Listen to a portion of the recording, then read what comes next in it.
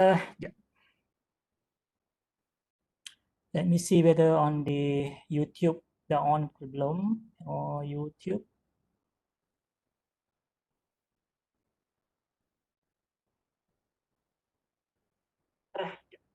Okay. All right.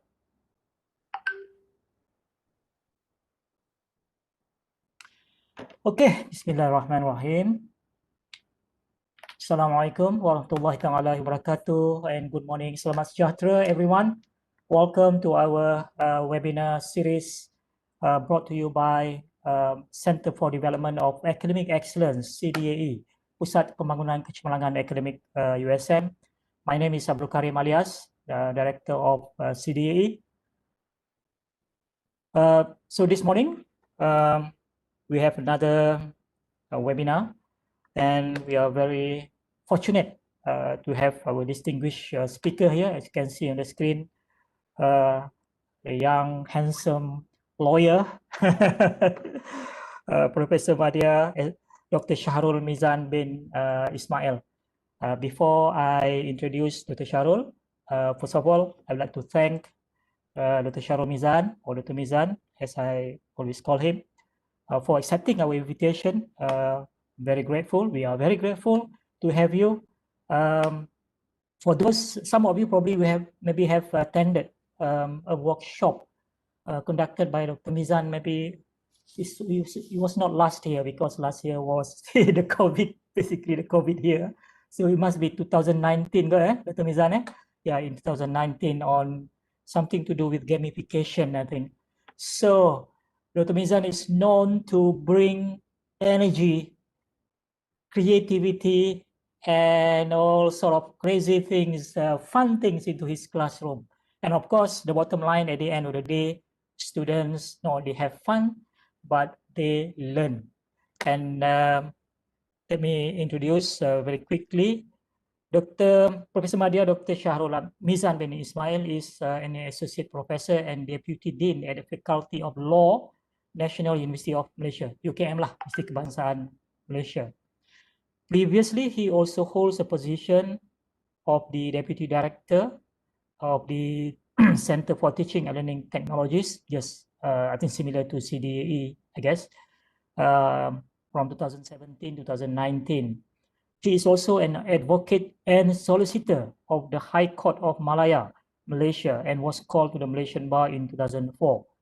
In other words, dia lawyer buruk lah, lawyer buruk pula.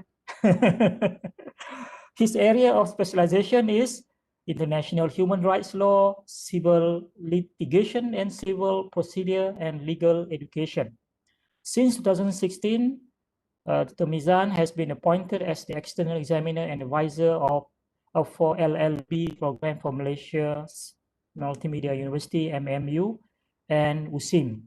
He's also the external examiner and advisor of diploma program for International Islamic University College of Selangor, also member of the board of advisor, Institute of Research and National Integration Training, Department of National Unity and Integration at Malaysia's Prime Minister Department. Yeah, he's a legal education technology enthusiast. That's what he called himself.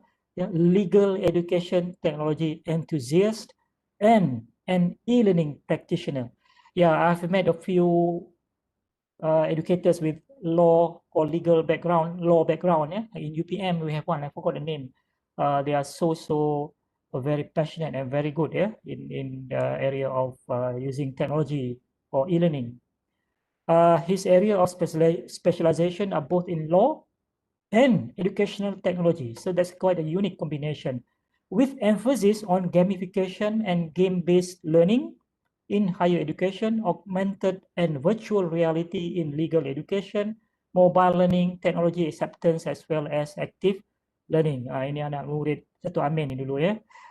For his outstanding and significant work in education, he has received numerous prestigious awards at the national level, university level, as well as faculty level.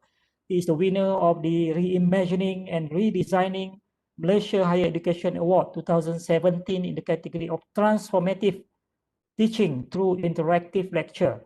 And this award is from our Ministry of Higher Education. and also has won so many awards of Best Teacher, Outstanding Teacher from UKM, as well as from IIUM, UA, apa ni, UIA, apa ni, Universiti Islam Antarabangsa. He was awarded Innovative Lecturer Award. Wah, panjang award ni, banyak award lah in other words ya. Oh, nak baca ni panjang ni awards ni. Tapi memang hebat lah our brother here, Dr. Mizan. In September 2018, he was invited as visiting professor to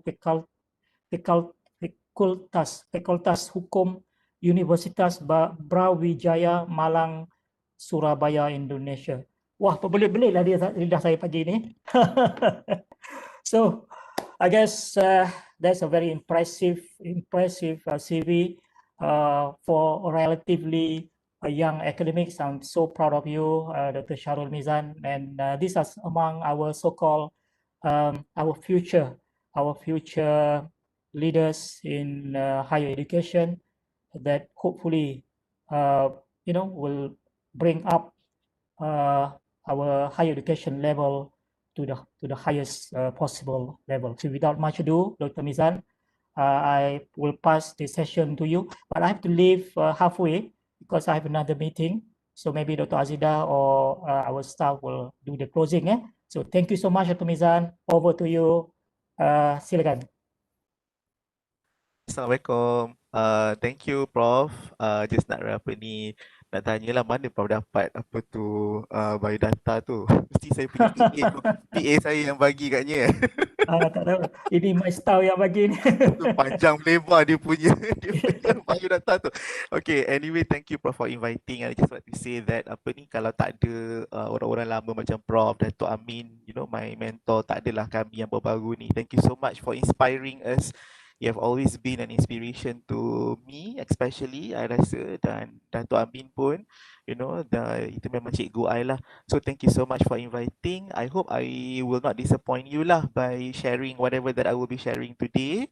Okay, I am known for gamifications and whatnot lah, like what you said. Tapi the topic today is different a bit. It's on the joy of pressure. Okay, although the word joy is there, but it's actually not going to be that enjoyment. The enjoyment is not going to be like playing a game. Okay, so I'm going to share my screen. Prof, I'm not very familiar with Webex, so I just would like to ask you, kalau I share screen I ni nanti, kalau ada video, will the video punya sound come together ke dengan benda ni? Yeah, should be okay, alright. So I share dulu lah. Okay, can everybody see my screen? Boleh nampak ke? Boleh. Alright, okay. So I nak try present. Nanti tengok sama ada dia ni ke tak. Sekejap. Mizan, you want to test the video dulu? Video, okay. Tengok kalau the audio dia keluar. Usually rasanya macam Webex ni tak ada apa-apa. Dengar tak? Do you hear anything? Dengar? Cuma dia tak berapa smooth lah. Dengar tak? Ya, dengar. Ya. Okay, alright. So cuma sekarang ni I tengah nak present. So bila I present, dia tak keluar dia punya presentation tu. Sekejap ya. We can see your Canva screen. So you have to, I think you have to make it nampak tak sekarang? Okay, nampak. Alright, okay, right. Okay, so the topic for today is the joy of pressure. Okay, maximizing students' potential to become industry-ready graduates via transformative teaching lah. Actually, the term transformative teaching ni ada banyak lah. Transformative teaching, transformational learning, transformative education. The one that I'm going to be focusing on today. By the way, Prof, nak tanya, boleh cakap bahasa Melayu campur-campur ke atau it has to be fully English? Ada international participants ke? Boleh ya? Bahasa Jawa pun boleh. Okay, boy, Prof. Okay, okay. So the topic for today ni I have to explain first. If you look at my topic lah, ada basically three main components that I will try to deliver to you today. Firstly, it's about maximizing students' potential. Number two, what is the purpose of maximizing the students' potential? The purpose is basically to make them industry ready lah. I think this one kita dah banyak kali dengar kot as lecturers kan. And number three is pressure. So how do we actually maximize our students' potential to be industry ready using pressure? So that's going to be the focus of my presentation for today lah. Okay, so Hello, yes, Dr. Syarul. I'm so sorry. Dr. yeah. Syarul boleh jauhkan sikit mic dari mulut ya? Sebab ada noise sikit. Okay, sekarang okay ke? Okay, better. Very much Better better. sikit. Yes. Sekarang? Dia ada boom sikit. Yeah. Sekarang macam mana sekarang? Okay, Jauhkan betul. lagi baik Yeah. Okay. Thank you. Okay. Bye. Thank you. Thank you so much. Okay. All right. Okay. So these are the three things that I will be covering today lah. Maximizing students' potential for the purpose of being industry ready, and the method of doing that ataupun the mechanism of doing that is using pressure. Okay. So bila kita cakap pasal pressure ni, what comes to mind is stress lah, basically kan. Because something that when we talk about pressure ni, when we are being pressured, it usually is related to stressful situations lah. So how do we actually use pressure to actually maximize our students' potential? Because when we talk about stress and when we talk about pressure ni, usually what comes to mind is the orang kata negative perceptions. You know, when you talk about stress and students, it will lead to things like depression, anxiety. It will weaken them. It will actually make them sick. Yeah. But the one that I'm going to be sharing today is how you can actually use pressure, which will lead to stressful situations, to actually maximize their potential rather than weakens them. So that's what I'm going to do today. All right. And I'll go to my next slide. So I think this question is like macam so yesterday kan, betul tak? Everybody, I mean, as lecturers, we've been hearing these questions all the time, especially those who are teaching final years like myself lah. Our graduates ready or not? Our graduates ready or not? So when we talk about readiness, usually ini pun something yang I rasa quite stereotype juga. Mesti ramai pun dah dengar benda ni. Okay, bukan dah dengar, dah berkali-kali dengar sampai dah nak muntah dah. Right? The notion of readiness ni, we're talking about a bridge actually. So these students are actually from the university or from the institution of learning, higher education. They are about to go into the real world, okay, the profession. So the readiness is the bridge, the link that connects the two worlds together lah. So I mean, we have things like industrial industrial training, we have attachments. Kalau macam in law, we have the chambering period kan. So this is supposed to be the bridge or the link that connects the learning world and also the practice world or the profession lah, the real profession out there. So this is what we mean by readiness. And when we ask the questions to ourselves, whether our students are ready or not, we are actually asking the question of whether the bridge is actually bringing the students to the destination or not. Kan? So macam, if we are saying that they are not ready, meaning the bridge doesn't bring them to the destination lah. It means that it brings them maybe halfway, okay? Maybe 3/4 of the way, we're not sure. Okay, so something has to be done to make sure that they are ready. So I mean, I am not going to talk about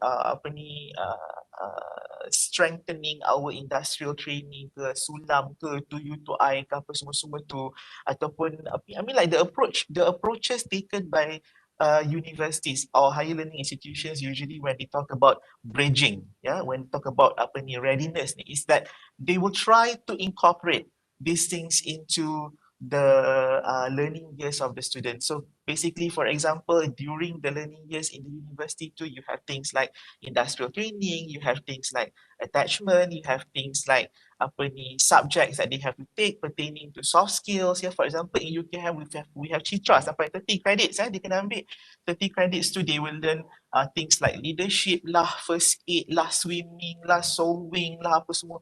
So many things which we hope that it will become a bridge for them. Why do we impart all these things? Because we know that when we talk about readiness is not just about having the knowledge and skills required out of them from the profession, but also in terms of their mental preparation, their psychological preparation, and all these things lah. Okay, but is the bridge bringing them to the destination or not? That's the question. And if it does not, I am trying to propose something today, which I have tried in my class, by using pressure and stress to actually maybe further bring the graduates to where they're supposed to be in terms of their readiness for the industry. Just to share with you a story, because I was a bit surprised to actually receive maybe I'm not sure there has been maybe tersilap miscommunication ke apa. I kejut juga tengok ada 4 hours I have today with everyone. So macam okay, panjang ni. So I think I'll start with the story lah. Kalau basically this nak cerita lah, for us in legal education lah, in the law discipline, I'm sure this story, although it happens in my discipline, is going to be something that's quite relevant and something that you are familiar with as well. I teach final year students and I teach the subject of civil procedure. Civil procedure ni basically teaches the student to be prepared for civil litigation cases in court. So my subject is very practical in nature. So if there's a question of whether graduates are ready or not, I'm one of the ones who are always called by the dean lah. How do you make sure that they are ready for this? So in our discipline, the students would have to take a 4 years undergraduate degree program where we teach them so many laws, from simple things like contractual law to contract law to constitutional law to international law. So we teach them all the laws, and in the final year, we give them some procedural and practical components, and they will be out. After graduation, they'll undergo something which we call chambering lah. Chambering ni, just to share with you, ni saya nak cerita sikit supaya kita faham konteks. So that everybody understands the context of today's discussion lah. So, chambering ni is supposed to be a learning process. It used to be understood that way, meaning that when they have finished graduation, now that you have finished learning all the laws that your lecturers have taught you, so now we are going to expose you to the legal practice world, so that you may link what you have learned in your university and what you will be practicing as your profession. So chambering period is supposed to be 9 months, and they call it reading in chambers. Reading means learning in chambers. Chambers refers to law firms. So the 9 months is supposed to be where they learn from the law firm in terms of how they're supposed to be a lawyer.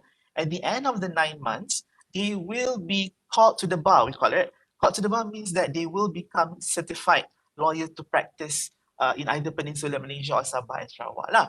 Okay, the thing that I'm trying to bring into this discussion is this. We used to understand it this way. Okay, we teach all the law. We make sure that they have the legal knowledge and everything and the legal skills. And when they go out, they will be exposed to you. The bridge between you and us is basically the chambering period. Okay, but what is happening now at the moment is different. What is happening now at the moment is law firms are telling us that when they go into the chambering, we're not going to teach them.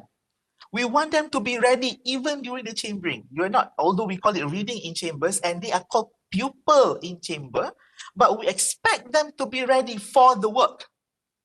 So chambering chambering salary used to be it's not really salary, we call it allowance. Chambering allowance used to be 500 a month because it's like the student is learning from a master who's in the law firm.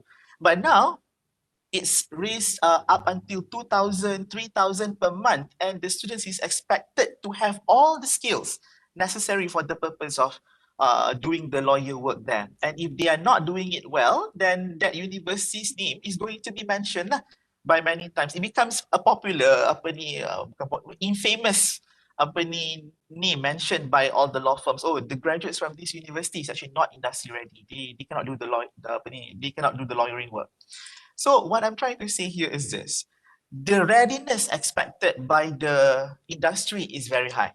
It's no longer about making sure they have the knowledge and the skills relevant for the profession. They must also be mentally stable enough to undertake the pressure of the profession. They must be psychologically ready. they must have all the ability to manage their time, to manage their stress, so on and so forth. So the expectation is very high. I'm pretty sure that this happens in all the other disciplines as well. It's no longer about me. The bridge is no longer a bridge. The bridge is not a bridge. The bridge is already on the other side. So what we used to think of as a bridge is already the destination. So we have to think of a new bridge. How do we actually, what kind of preparatory stage can we actually prepare the students? You want the students to be ready like a real lawyer, ataupun, I mean, your discipline may be the professional for that particular field, but they must be ready before they leave the university. So how do we do that? Yeah. So this is a research done in 2018. It basically says that preparatory stage that we were talking about just now is basically preparing the students to find, acquire, and maintain and grow within a job. So basically, it's very much related to the job that they are going to take. But this is what I said just now. The complaint from the side of the industry is the fact that, oh, I think this is very common lah. We have heard this so many times. Yeah, they basically says that the university ataupun the education industry is very much focusing on the theories. So there is a skill gap over there between what we expect the students to have and what the university is actually teaching them. This may be true to a certain extent, but I think sometimes it's not really, because today it's not really macam apa kata a formal conference ke apa kan. It's more like sharing experiences and whatnot. I think not just in terms of the skills, but I think they're also talking about soft skills in terms of endurance, in terms of resilience of the students to undertake the pressure. Okay, so the skill gap ni is the discrepancy lah between the knowledge that the employers want from their prospective workers and what these job applicants actually know. And work readiness ni is like trying to close this gap. So we talk about knowledge, the knowledge that we impart to the students before they leave the university, and the knowledge that the employers want is actually not the same. This is what is happening lah. So the topic for today ni is actually trying to give an option by sharing of experiences of how this can actually happen by way of exerting pressure. Okay, right. So I'm going to share with you a video. I'm not sure whether you have watched this TV series before. Okay, it gives us some ideas in terms of yes, thank you, Prof. Okay. See you, Prof, nanti insyaAllah. Yeah. Okay, so apa ni? From this video, I would like you to watch the video and maybe share in the chat. Okay, after this, I will ask some questions and you can share your answers in the chat. Okay, so let's watch the video first. So since Prof Karim is not here, may I know who is the urusetia for me to call out if anything? Yes, you can call me Dr. Shar, Salwan here, and we also have Rosanna to have you out. Okay. Yeah. Okay, thank you, Salwan and Rosanna. Yes. Okay, Yeah. right. Okay, so do tell me if the sound doesn't come out. Yeah. Okay. This is from Grey's Anatomy, right?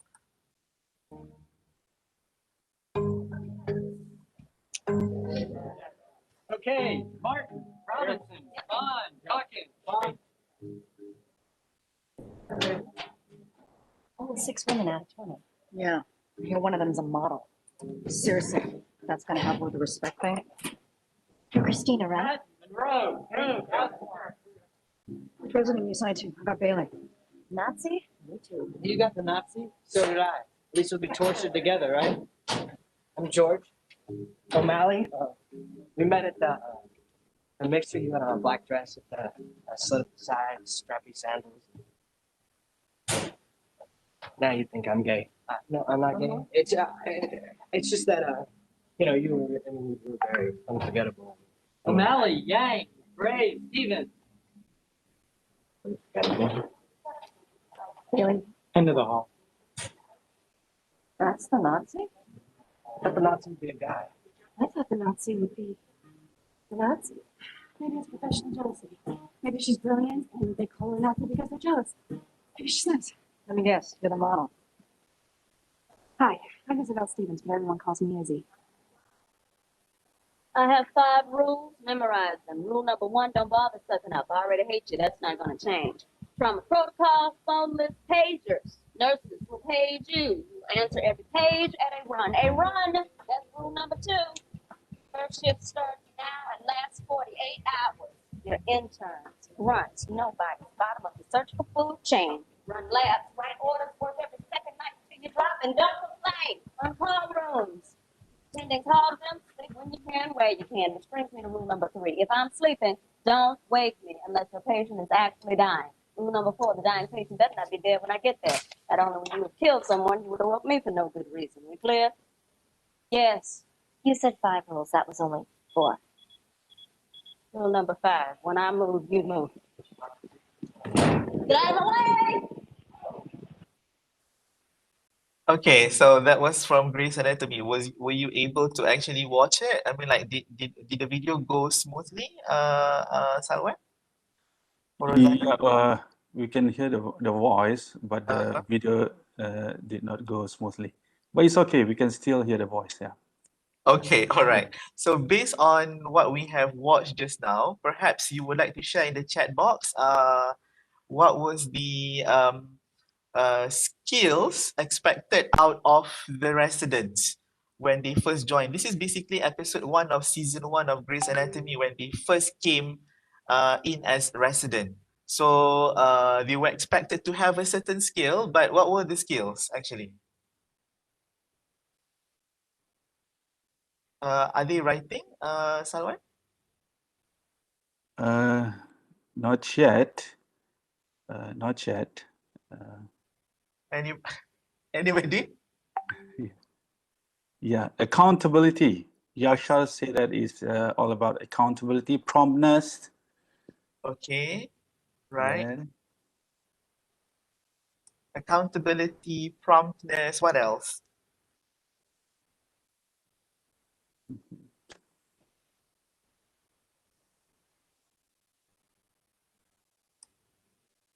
Calmness. Calmness. Following the rules. Mm, mm. The rules of 5. Okay. So I hope this is not a bother. Would it be possible for you to help me out with the reading of the answers given by the participants? Okay, yeah, I'm reading it now. Following the rules, that's all. Uh-huh. Yeah, must follow 5 rules. Yeah, that's all for now. Okay, never mind. So we'll go to the next Okay. video. There's another, there are 2 videos more that I would like everybody to watch, yeah? Okay, so we go to this one. Okay, let's just watch this.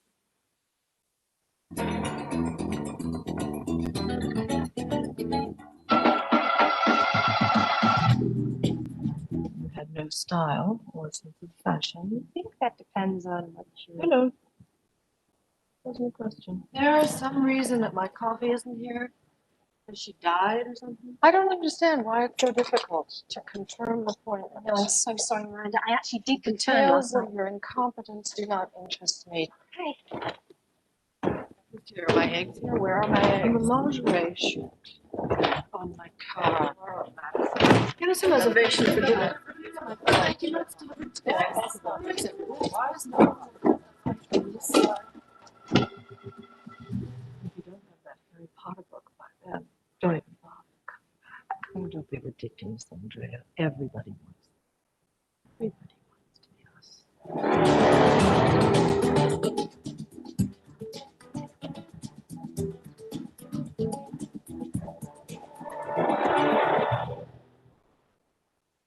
So anybody has watched that movie? What movie is that actually?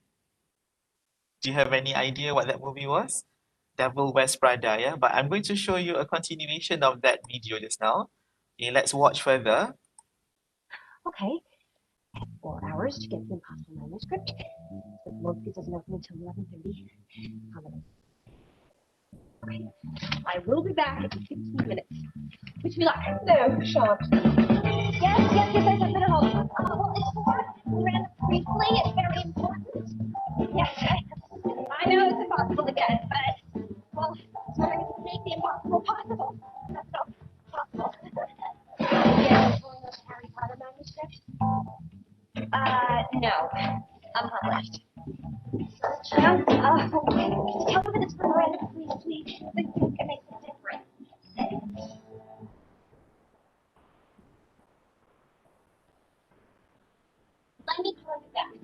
right. You probably don't remember me, but we met at Kingston's party at Miranda Principal's assistant. Harry Potter manuscript? Oh, you're kidding. Sorry to ask, but I'm desperate. Just tell her it can't be done. You'll have to come up with a plan B. Well, this Miranda Priestley we're talking about, there is no plan B, there's only plan A. Is she back? Am I fired? I rarely say this to people who aren't me, but you have got to calm down.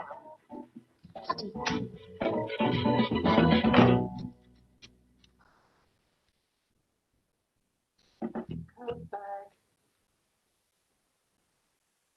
What's that? Oh, I don't want that.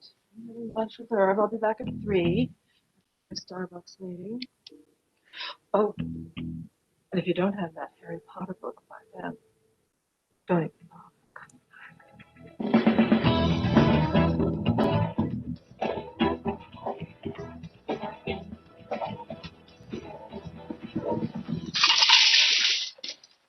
Okay, so continue answering the same question. So based on the two videos, okay, I think that one was a fashion industry.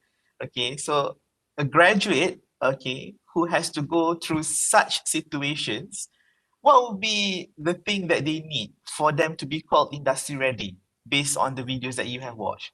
Can you just share in the chat, in the WebEx chat?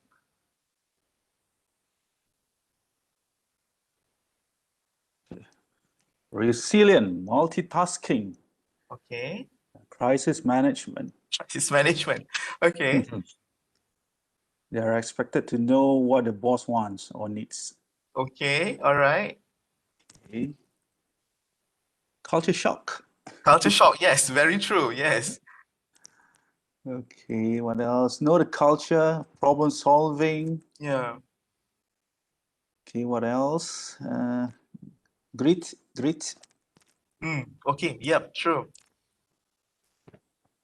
So, I mean, like, do our graduates have this? I mean, like, you said endurance, you said resilience, you said grit, problem solving.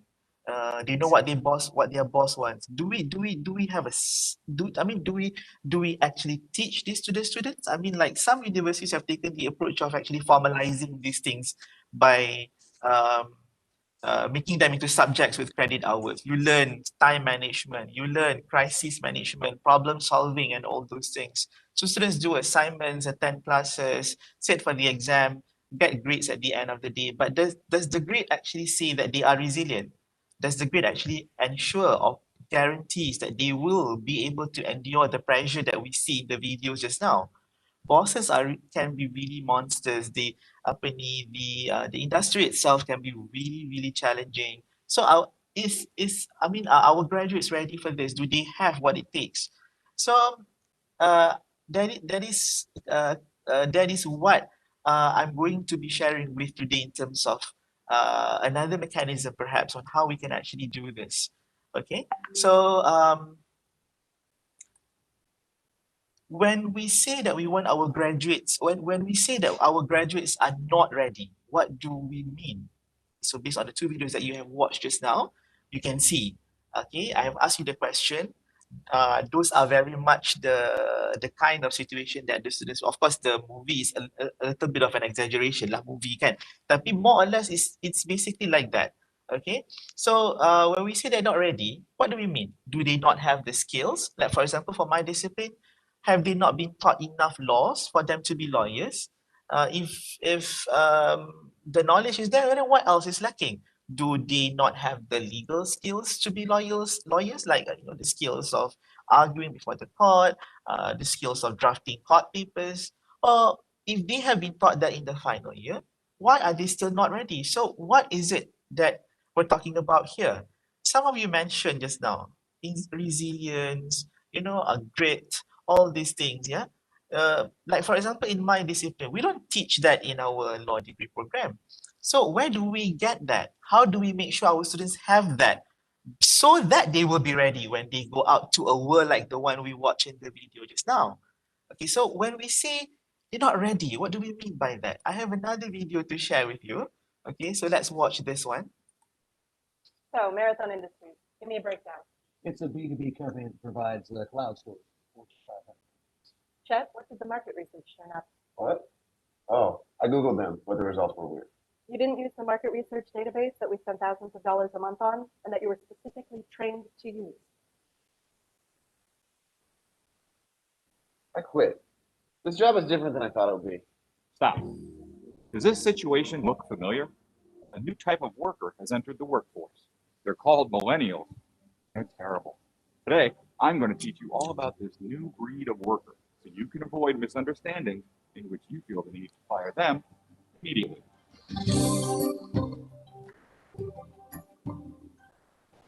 In the first reimagination we just saw, Mary makes the classic mistake of not reassuring Chet while offering overflowing amounts of praise. Chet, you were so smart to use Google. That's the perfect way to start the research. You're so smart. Great job. So the conference call is scheduled for 10:30, so that we're on the same page. Let's do a pre-call about 9:30 a.m. I don't understand. Noodles. Nine.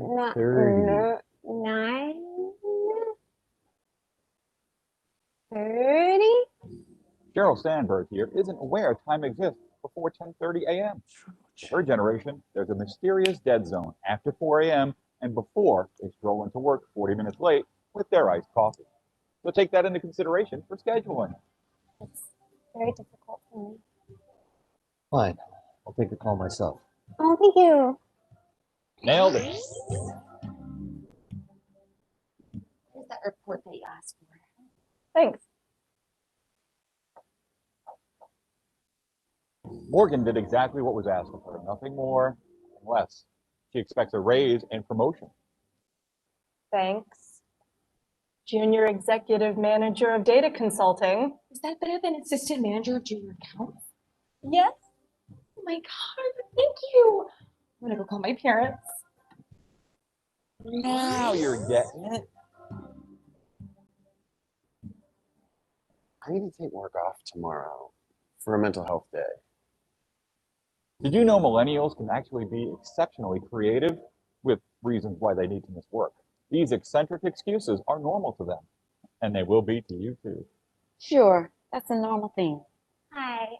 I know I only get 10 days paid vacation, but that wouldn't count a 3-week Argentinian surf ski request, right? Nope. Why would it? Oh. Why don't you go home early today? That's it. Any questions? Why even hire millennials? Oh, right. Well, millennials comprise 19% of the workforce. If none of them worked and their parents supported them, it would cripple our economy and China would take over. So unfortunately, it's your civic duty to employ them. Trust us. We want to fire them all too, but we can't.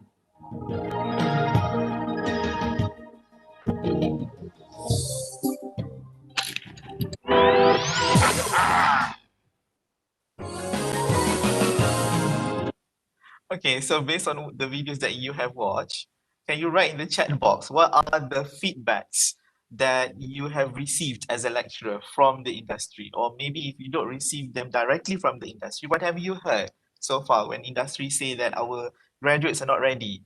So what have you heard? What are the common complaints from the industry?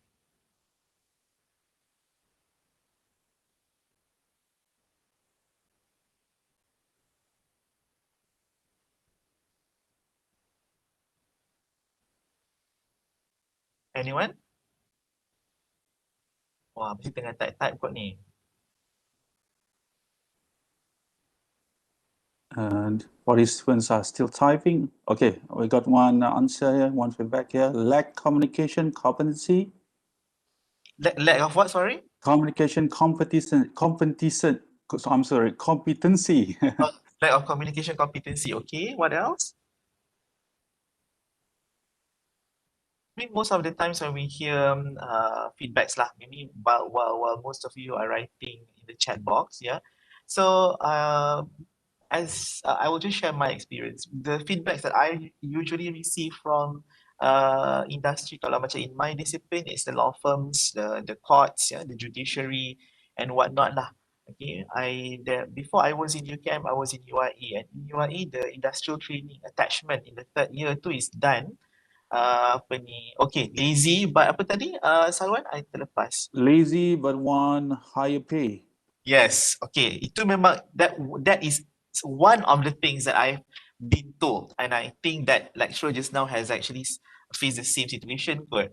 I mean, like I was apa ni, masa tu in UIE the attachment tu dia requires the lecturer to actually travel throughout Malaysia to visit the students who are doing their attachments. So when we visit the students, we will talk to their bosses lah and ask how are our students in your office, are they doing well? What do you think is the apa ni, things that apa ni, we should do to improve our students and whatnot? So among the things that they share are the ones that you have seen in the video.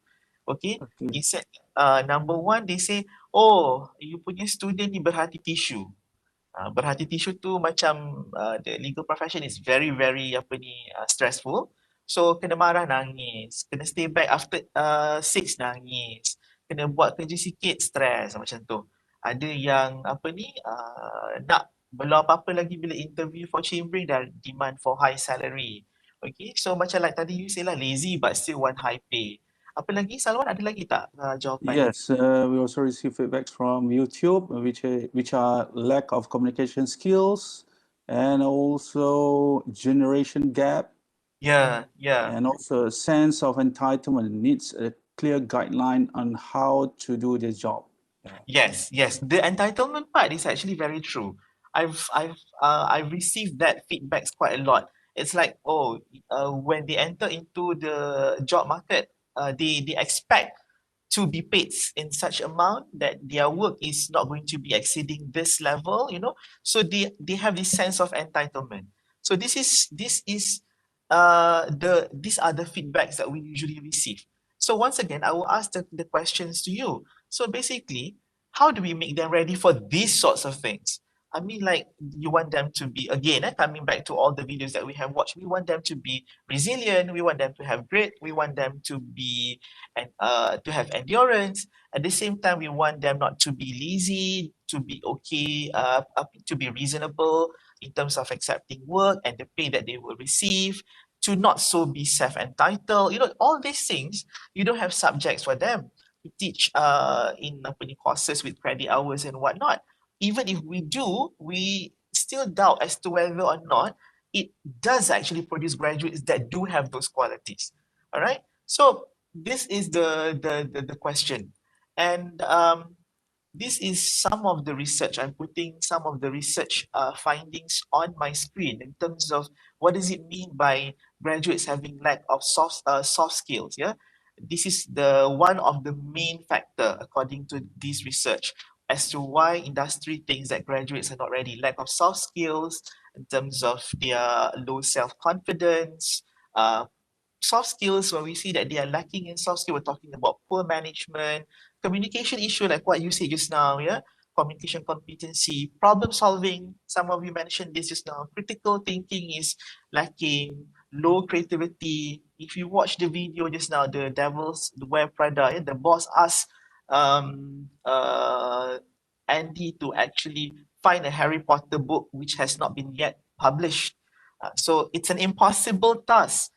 So it requires high level of creativity and problem solving skills. Okay, so this is lacking according to this research lah. And some other research in 2018 and 2017 says that the employers require work experience. This is a bit ridiculous because how do you actually make sure your students have work experience before they even go to work? Although it sounds ridiculous, but this is the expectation.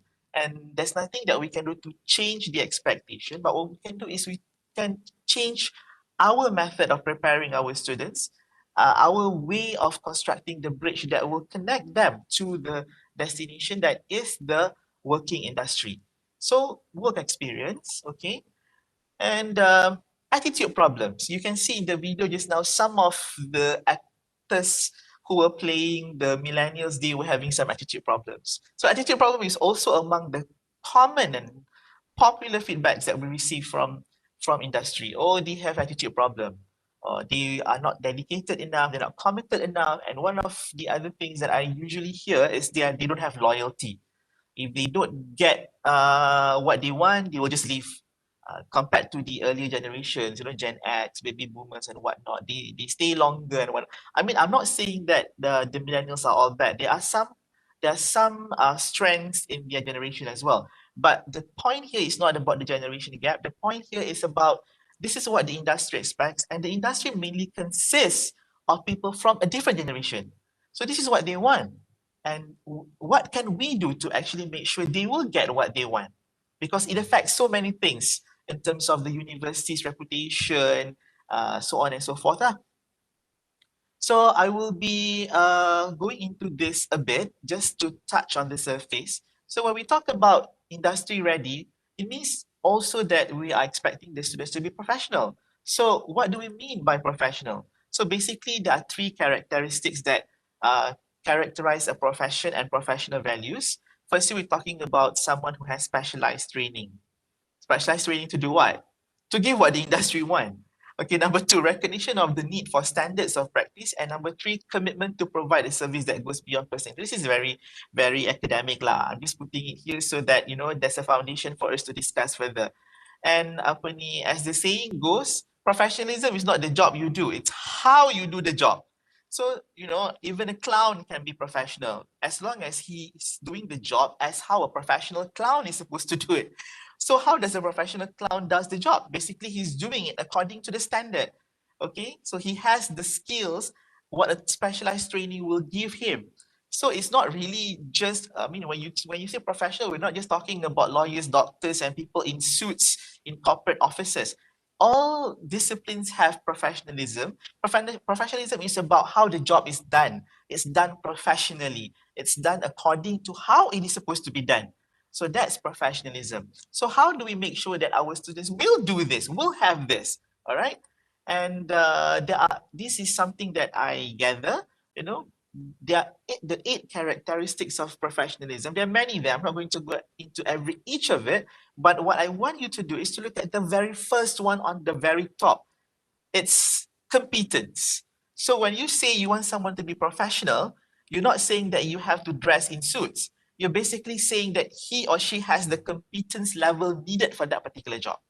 That's professionalism.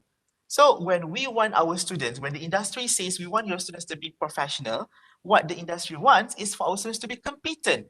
Does competent means having the theoretical knowledge of the discipline? Does competent means having the theoretical knowledge plus whatever skills needed for the discipline? For example, if it's an IT discipline, does it mean they know the concepts of IT and they know the skills as in that discipline, in the IT discipline? Is that enough? Is that considered competent? But based on the videos that we have watched, competence goes beyond that. It covers so many other things. It covers things which may not be in the formal curriculum. So how do we ensure that we have this? All right. So this is the heart of my presentation today. I'm bringing everyone to something that is called transformative education. And we have to distinguish this from another term called transformative teaching that is understood commonly among us, okay, in Malaysia, when you talk about transforming your method of teaching. Transformative education is a little bit different. I will go into this after this. And my not hypothesis lah, my sharing for today is I believe that this will help us build that so-called bridge that we want, okay, to bring the students to the destination, i.e. the legal practice, or not the legal practice world, the working world, the real working world. Yeah. Okay. So what is transformative education actually? There are many names for it. Transformative education, transformational learning, yeah, transformative learning. So according to a research in 2007, a writing in 2007, okay, it is said that transformative learning is the fundamental change in the way we see ourselves and the world in which we live. This should give you a hint in terms of what kind of bridge am I talking about. I'm not talking about sulam to you to I. I'm not talking about attachment program. I'm not talking about making subjects about soft skills. No, I'm talking about I'm talking about something that comes much more from the inside of the students themselves. Yeah. So there are many theories on transformative learning. We have Dewey, we have Mazzero, Frere. We have a number of a number of uh, theories. Okay, something came in the chat, but I didn't manage to read what that was. I'll come to that later. So, but more or less, these theories are talking about the same thing. Yeah. So I am taking Mazzuro's definition of transformative learning. He says that when transformative learning is about adulthood learning, it's in childhood learning is formative, meaning it's very much something that is spoon-fed or something that is taught by the teacher to the student. That is childhood learning. But adulthood learning is more transformative. It means that the learning has to come from inside rather than something that is being taught. Okay. This is what transformative learning process. This is how transformative learning process happens according to Cranton in research in 2006. Some of these writings are quite old because it actually establishes the foundation of the theory. So if you look at the theory, it starts with the experience itself, meaning you're not given a class, you're not giving a lecture. It sounds a little bit like experiential learning, okay? But in this process, we have something called the pressure is exerted over here, okay? And once they have gone through this so-called pressured experience, they will start to reflect and do some observation, a reflection on what they have gone through, and they will start to conceptualize what they have gone through. Okay, what has gone wrong? What have I done wrong? What should I do next to improve myself? And they will try again, and they will have a different experience. And from there, they will reflect again. So this is a transformative learning process. Okay, so if you look at the screen, yeah, this is basically what I was trying to tell you just now in terms of the pressure. So people may not always deliberately set out to critically question their beliefs and values. Many times transformative learning is prompted by an outside event, and that event may be unexpected, hurtful or devastating. Tadi I cakap inside, kenapa sekarang dia kata outside? Because this outside event is the one that will trigger the inside. So what I'm trying to say here is, according to the theory of transformative education, what's going to happen is this. Okay, I will give you the theory first, remember. In second component, I will show you how it's done. Okay, as an example. So, adults, you know, if you believe in something, if you have been brought up thinking that something is like that, you will be holding on to it strongly until and unless something outside, okay, an unexpected event, hurtful or devastating situation to shake your core for you to actually reflect back and reconsider whether what you have believed so far, okay, all this while has been true or not, and whether you have to change your belief and change your way of doing things, change your style. So this is adult. Coming back to the graduate just now, okay, what I'm trying to say here is that the bridge, okay, the bridge could be a bridge that could connect, you know, maybe the bridge is halfway through our attachment and whatever, and there's maybe another few meters away before they reach the destination. That gap perhaps is this. Because if we perhaps practice this, okay, and try this with our students, you know, and give them some pressure for them to actually be prompted to reconsider and reflect on what they think to be true about the profession, about how things are out there and whatnot, perhaps it will change them. So let's go further into the theory.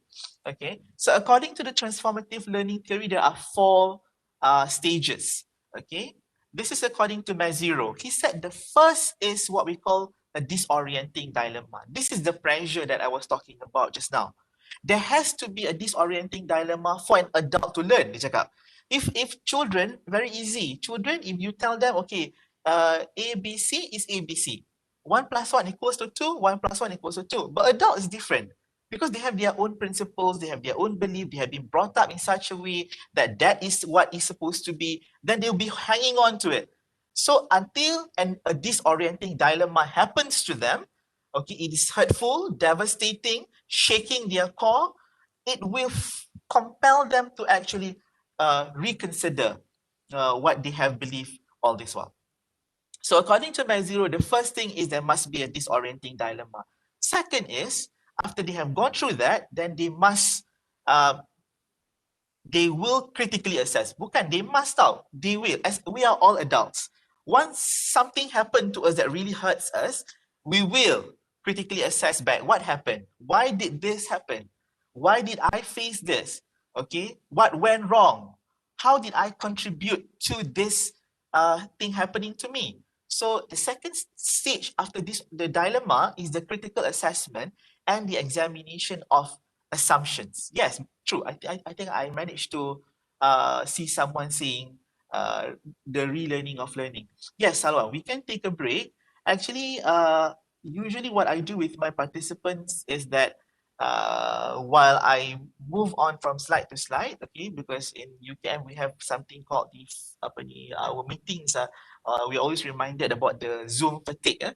Zoom fatigue ni maksudnya our Faculty of Medicine basically kata make sure kadang-kadang berhenti kejap for 20 seconds, ask the participants or members of the meeting to look somewhere else from the screen for 20 seconds, count 20, 19, 18, 17, 16 sampai 1. Lepas tu baru come back ya. Okay, tapi the break tadi tu sure, no problem. Nanti I come to a part where we can stop and then lepas tu we can have a break for about 10 minutes ke macam tu lah. Alright, so this is the second stage. The third stage is after they have critically assessed what they have gone through, then they will start to think of a new way of doing things. So they start to explore. They start to explore new knowledge, okay, how they can actually avoid that thing from happening again. And then followed by the fourth option, the fourth stage, sorry, they will start to explore the options that they have acquired, the new knowledge that they have acquired, they start to explore in terms of how they're supposed to read. But the pressure part that I'm talking about for today's presentation is this part over here, the disorienting dilemmas, yeah? Okay, so this is the a summary of Maziro's theory. Basically, there are four stages just now, and the first one is the focus of today's presentation. So when we want our student to basically be ready for the industry, so in terms of endurance, resilience, and all those things, what we can do is to give them a disorienting dilemma so that they may self-examine the first stage, yeah. Then after that, they will have all these things lah in Maziro punya concept of learning. Okay, perhaps Salwan, would you like to have the break here? Yes, please, Shahrul. Maybe you can take a break of 5 minutes, Yes. probably for toilet break, and then we'll continue back at 10, 5 minutes. Okay, all right, Okay. see you in 10 minutes. Okay, thank you, Shahrul. Okay.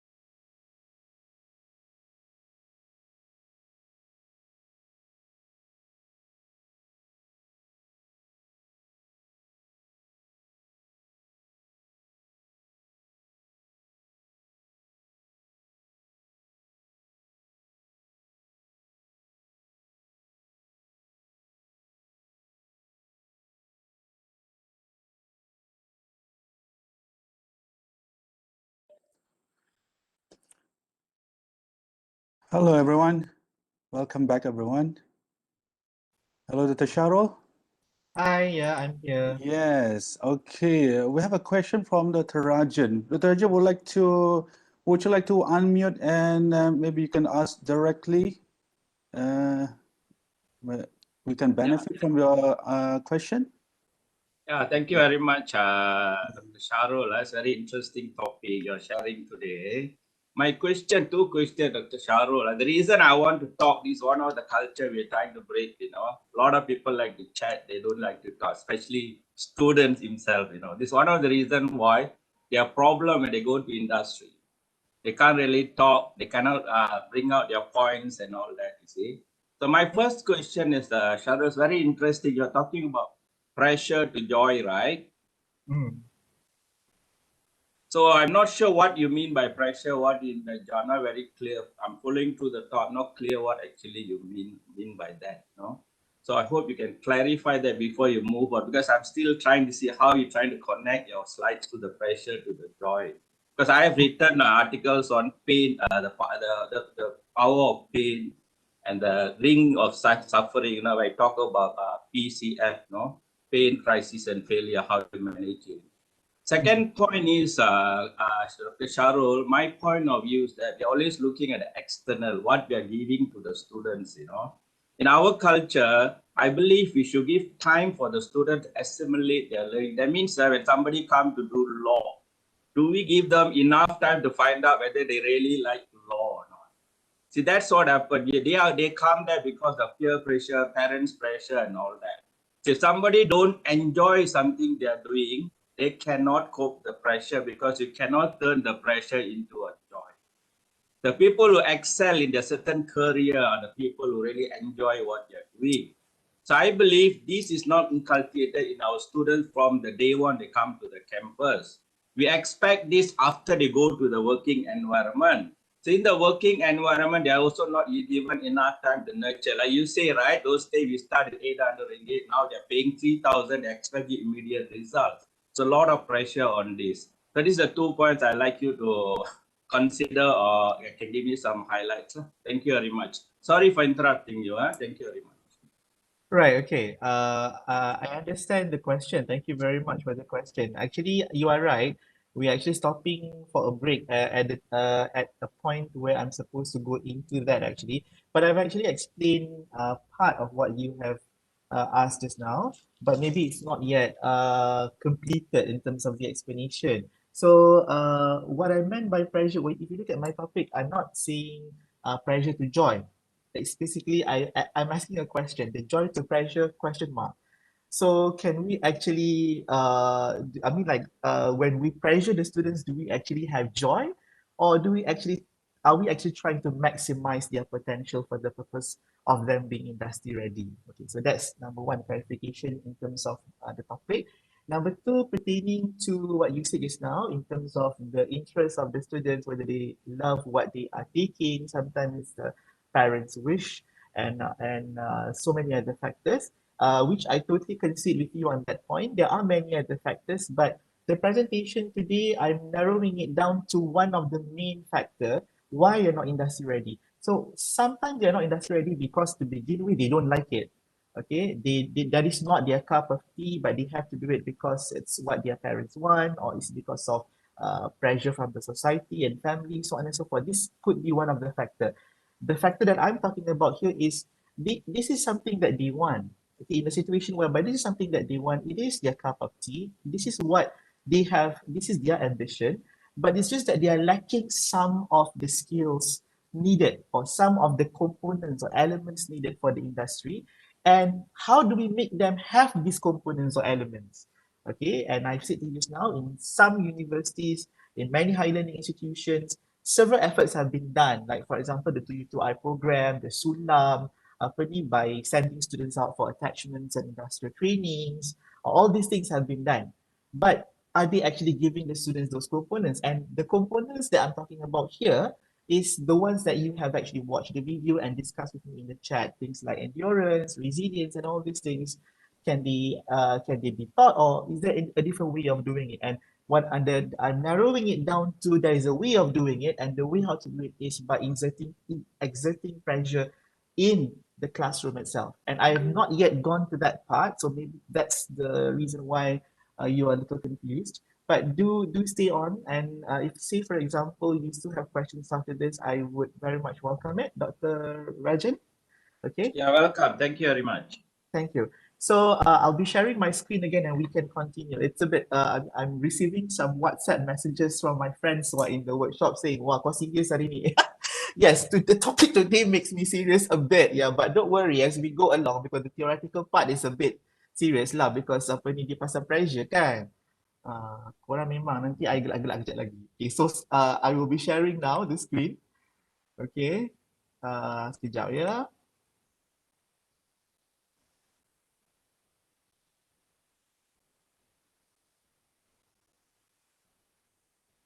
Okay, nampak ke Encik Sawan? Yes, nampak. Yeah. Okay, so apa ni, I will be continuing ya. So hopefully Dr. Rajan and anybody else who may have some apa ni confusion apa ni will be apa ni more will be more clear lah. Okay, so according to this particular theories ya, Robert Keegan in 2000, he basically distinguishes between transformational learning and informational learning. So basically what we're doing now mostly is informational learning. I mean, I'm not generalizing.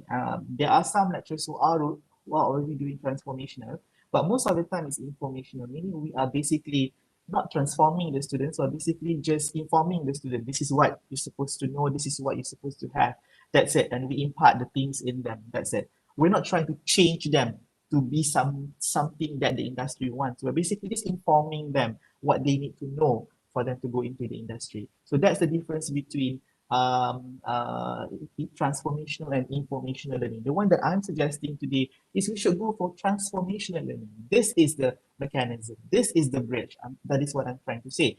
So according to Keegan, yeah, in his research, he says that what is needed is in transformational learning compared to informational learning. In transformational learning, there is something called epistemological change. It means that you are causing the epistemological change to happen, which means a new way of knowing. And he uses three words such as contradiction, paradox, and oppositeness. As I was saying just now, we adults, right, we have very strong belief about something, our assumption of how things work. So what is needed for us to change is basically a contradiction, something that goes against us, the oppositeness of what we believe in, a paradox. So this is what Keegan is trying to say.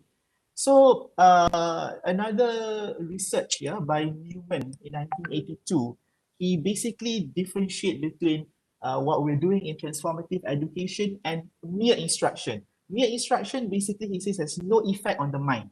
It basically, the mind is just accepting the information, okay? And teaching methodologies, okay, sometimes you change your, you use different teaching methodology. The teaching methodology is basically, he says, is just like you're committing something into memory for you to use, that's it. But you're not really transforming a person. So transformative education is more towards transforming. And we come back to Maziro's theory just now. He's basically saying, you know, the only way how you can transform a person is to give something that is hurtful or to give something that is devastating to really shake their core, and that will lead them to change. So that is the whole idea. Another theory is before Maziro, Dewey. Yeah? Dewey also used the word dilemma, but he doesn't say disorienting dilemma, but he says dilemma is necessary for transformation. Yeah, which I think if we just look at it from a common sense perspective as adults, right? I mean, that is very true to a certain extent. I mean, we only change when we are forced to change. Otherwise, we'll just, you know, hang on to what we believe in. All right. So, as adults learners, when we try to change, I mean, our students are adult learners lah. Okay, so when we try to change them, what will happen is that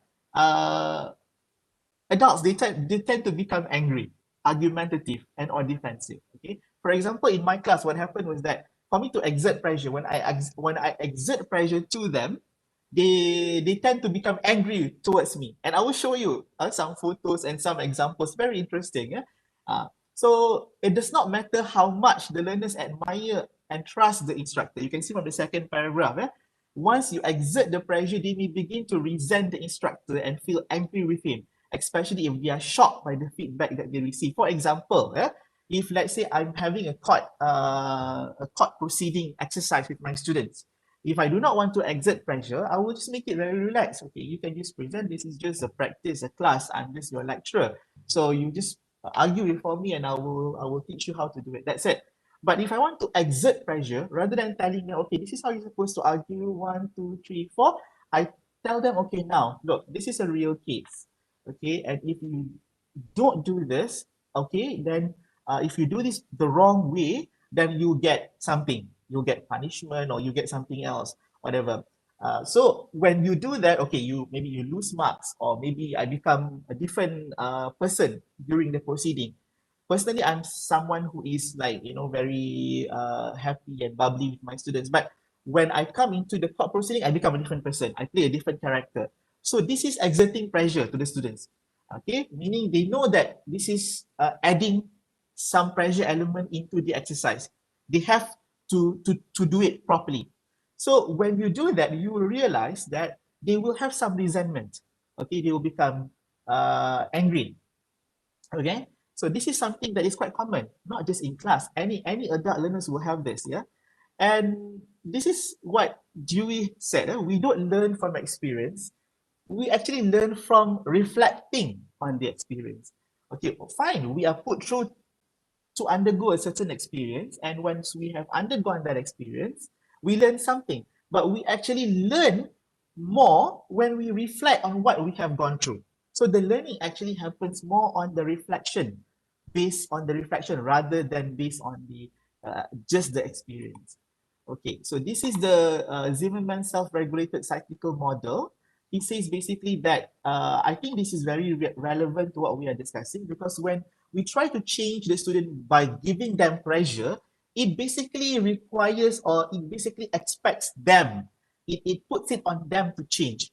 So from the performance, there are three phases according to this model. So from the performance phase, it goes to a self-reflection phase. So performance phase is when they will be undergoing the experience. They will be doing things where we exert the pressure, and then they will have a self-reflection phase, which will lead them to strategize. Okay, so I will be focusing on this self-reflection phase over here just a little bit. Yeah, this is the self-reflection phase in the Zimmerman's model. So there are two components here. Okay, so basically one is self-judgment, another one is self-reaction. So once they have gone through the first phase, the performance phase, they have gone through the experience, or they have gone through the situation which gives them the pressure, okay, they will have firstly a self-judgment. They will try to process what happened, okay, and in doing that, they will be looking into two things: self-evaluation. They will re-evaluate themselves. Okay, all this while I've been thinking I'm so good because I've so high CGPA. Okay, all this while I've been speaking English very fluently. I'm a good student, I'm a clever student, I'm intelligent.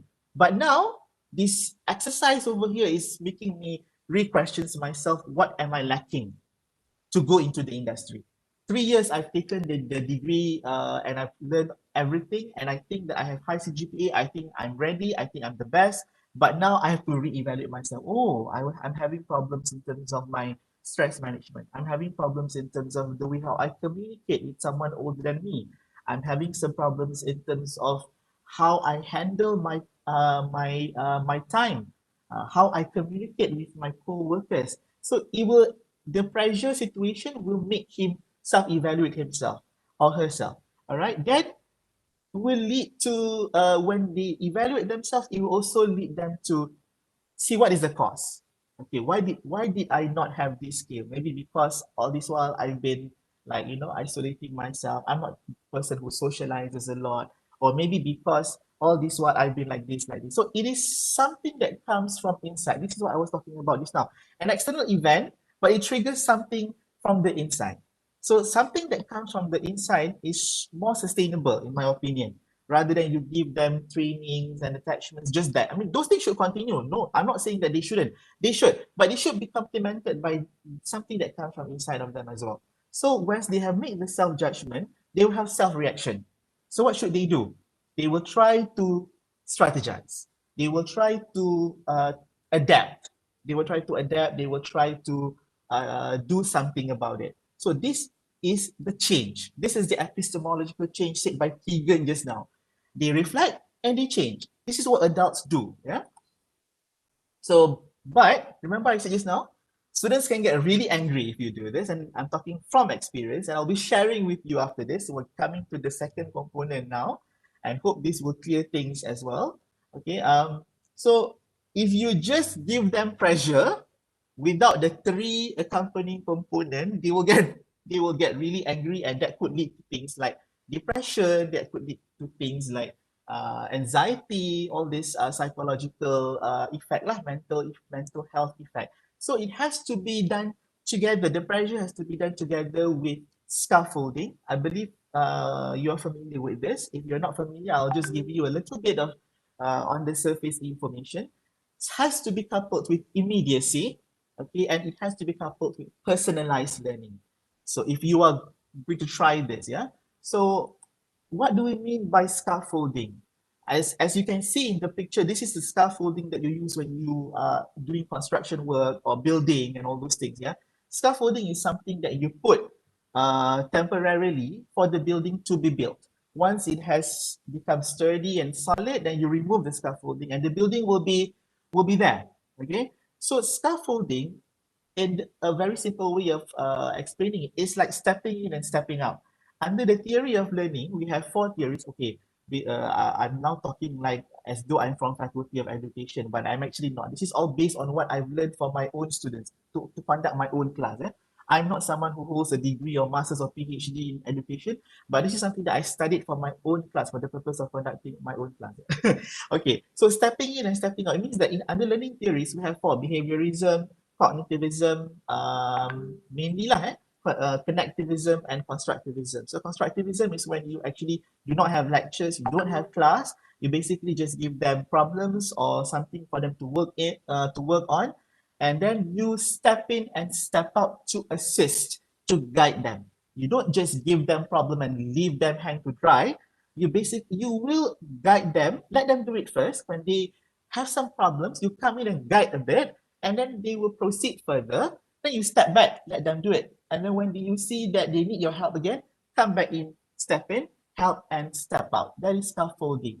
It will become like a scaffolding when you're building a building. They will come to a stage whereby they are already familiar with that, and you can leave them. So they can do it on their own already. So that is scaffolding. Yeah. So temporary support that helps students to achieve proficiency with a skill or concept.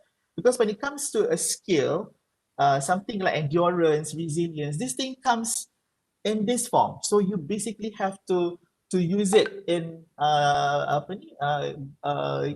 using this way. So when I was saying just now, when you exert pressure, that's why I say the first thing that has to accompany the pressure or the disorienting dilemma to the situation where they will be very pressured, you have to couple it together with your scaffolding.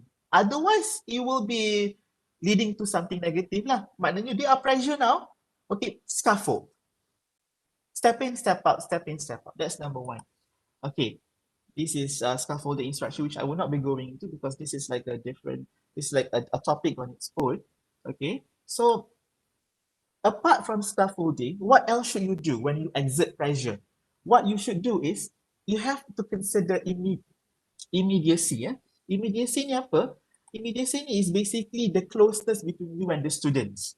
Okay, so it's when the students know that you are doing it not to torture or torment them, okay, but it's basically because you care about them. The closeness is there, so it will help them to proceed and to survive and to try to plow through even though they are under pressure. So the immediacy has to be there. So this is the definition of immediacy by the person who found the concept, Mr. Albert Mehrabian. So immediacy is about closeness. Yeah. So you can see on the screen, it's communication behaviors that you have with the student that will reduce the distance between you and the students. And this can happen in verbal and non-verbal communication. So in your class, apart from that pressure situation that you will exert temporarily for them to learn, out of that situation, you must have this immediacy. Immediacy does not necessarily mean that you are bubbly and making jokes and with the students and all those things. Not necessarily. It can happen in a different way. Even if you bebel, you leteh, you nag the student, that could still be immediacy because you care about the students. So the immediacy has to be there. So immediacy followed by scaffolding and personalizing to accompany the pressure that you exert on the students. Okay. So now I'll give you examples. We're coming to the second part of the presentation. Yeah? So examples. This is something that I did in my class. Okay, out of the 14 weeks that they take the course, yeah, civil procedure, civil litigation with me, I choose one particular week, just 1 week, to exert pressure. And the last week, the 14th week, not really the 14th, yeah, the 14th week or the 13th week, where I will conduct an assessment of 1 day. Meaning 1 day, it's not an exam like they have to go to the exam hall, they sit and write their exam answers. No, it is basically where they come to the classroom. The classroom is like an office and they have to work like real lawyers from morning until evening, all right, late afternoon, sorry. And there are many industry partners there at the same time. It will be like an imaginary world where they will have to interact with clients, they will have to interact with the lawyers who will act as their bosses, then they will have to interact with the judge in the court. So they have to run and finish 10 tasks that they have. This is an example of what I did in my class. You can customize in your class, but that's why I gave you the theory and the foundation first. So you understand the theory, you can actually apply in your own teaching and learning, all right? So what I did with my student was that, okay, for that one particular day, everything is alive, like Kidzania, and everybody is like, all the industry players are there. They have to finish 10 tasks as a lawyer, and this ranges from simple things like meeting a client, to drafting court papers, to filing, to extracting, serving it to the opponent, negotiating, go for hearing at the court, first hearing, second hearing. You have to run everywhere. So this is what I did with them. And you can see, this is before the COVID-19 lah. So this is the class actually. And you can see during the pressure assessment, they come to class as though the class is an office. And for that one particular day, they have to finish everything on the 10 tasks. The task was designed in such a way that they will never get finished. The scoring sheet is not about them producing perfect work. The scoring is focusing more on their affective domain. It's about how they handle the pressure. Because what the outcome, the learning outcome that I want is not about them knowing the knowledge, because for the rest of the 13 weeks, I focused on them getting the knowledge. But now it's not about getting the knowledge, it's about building the endurance. So the focus, the scoring sheet is more on that. So I don't really care about the outcome of the work because the HPK, the hasil pembelajaran, the learning outcome is particularly on this. So for that 1 day, I told them you have 20 marks hanging on this. What you need to do is you have to really finish all the tasks. That's putting them the pressure. But the task is designed not to be finished. It will not be finished. Okay, because it requires them even to go to the post office. So they asked me, how am I supposed to go to the post office, doctor? Hey, take a bus lah. I cakap, how does other people go to the post office? You mean go to the post office in Bangi? Yes. If you have a car, you can borrow your friend's car or you can go borrow your friend's motorcycle. If you are doing a chambering, if you are working, how would you survive the situation? Oh, okay, doctor, but then how am I supposed to come back and then do the other work? That is for you to figure out. I said to them.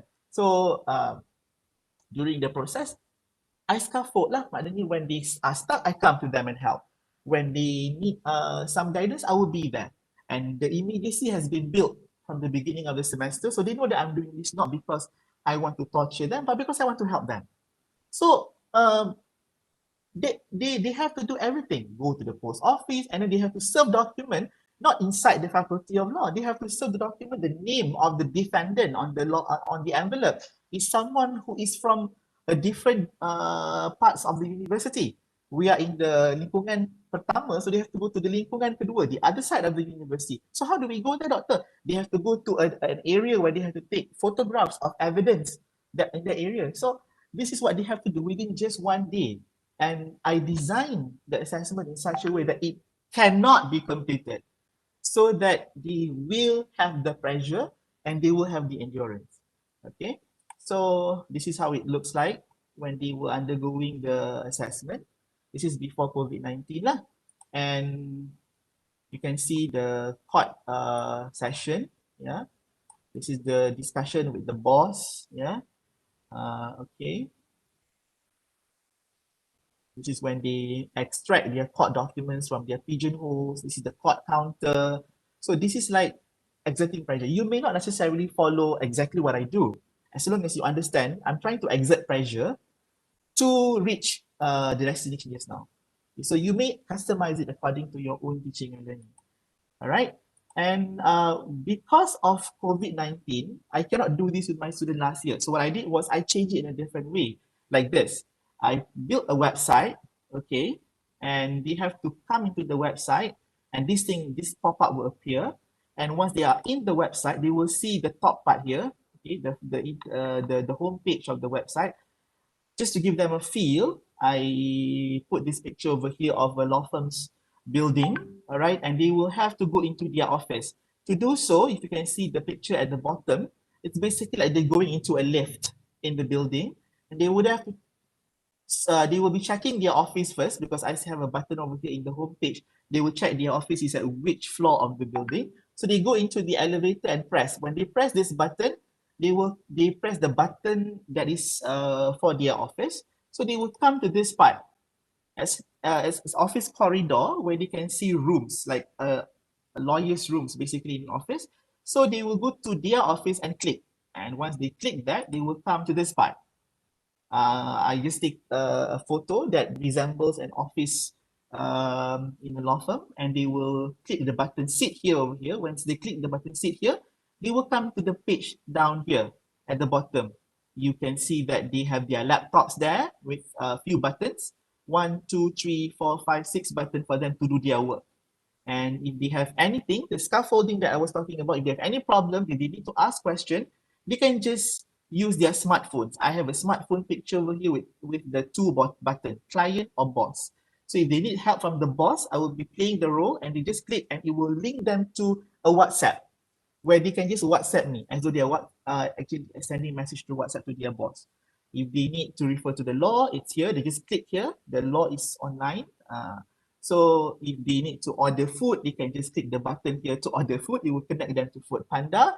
And if they click button here, it will connect them to a game so that they can relax. So what I'm trying to do here is to give them the real scenario, because a lawyer, that is how a lawyer works. Sometimes you need to eat while you're doing the work. Sometimes you have to, do something else to relax yourself. But you have to remember the task is actually something that you have to complete lah. So the feedback and comments that I receive, okay, this is something that I want to share with you. When I do this, I know that this is actually exerting pressure. Remember I shared with you just now the I shared with you just now the photo of the theory, the concept of learning tadi tu, the concept of learning tu. There was this Keegan in 2000, he said that when you actually try to exert pressure, what happens is the students will actually have some reactions lah. So this is what I'm going to share with you. For example, okay, I'll show you the good ones first. So after the pressure assessment ends at 5 p.m, after office hour, students all looks very exhausted. Yeah, they look as though they were trying to kill me already. Yeah. Okay, so I gather them all in the auditorium and I give them feedback for them to write on, but it's nothing there. It's just a paper with a box which says write a letter to me as your lecturer, not in the character of as your boss or the judge or whatever, but as your lecturer. Tell me what you feel about the assessment. Okay, so I'm going to share this with you. I've conducted this for about 4 years already. And the one that I'm sharing with you is what happens in the very first year that I tried this, yeah?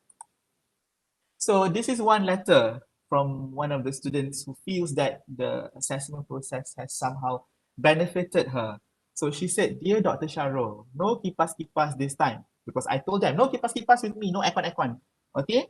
So, dear Dr. Shahrul, no kipas-kipas this time. I'm going to tell you the truth. The session was awesome. Yelah, I only managed to do 3 out of 6. Okay. In her folder, she has 6 tasks to do, not 10. But the tasks are difficult, so I give 6 lah. So 3 out of 6 je dia berjaya habiskan. Successfully managed to finish only 3 out of 6. But to her, it was awesome because she felt accomplished. When I do know how to do the task. This is what I was talking about. You are maximizing their potential. You're pushing them to reach further than what they thought they could. They have always believed that this is as far as I can go. I cannot go further. If I go further, I'll be depressed, I'll be stressed, and all these things. I do not have the energy, I do not have the strength. But you push them, okay, and you push them, suddenly they realize, oh, actually I can. So they feel so accomplished. So although they did not finish the task, they have been transformed. So that is the purpose of transformational learning. So then she continued, but the not so awesome part, yeah, she said, but the not so awesome part is the time is too short.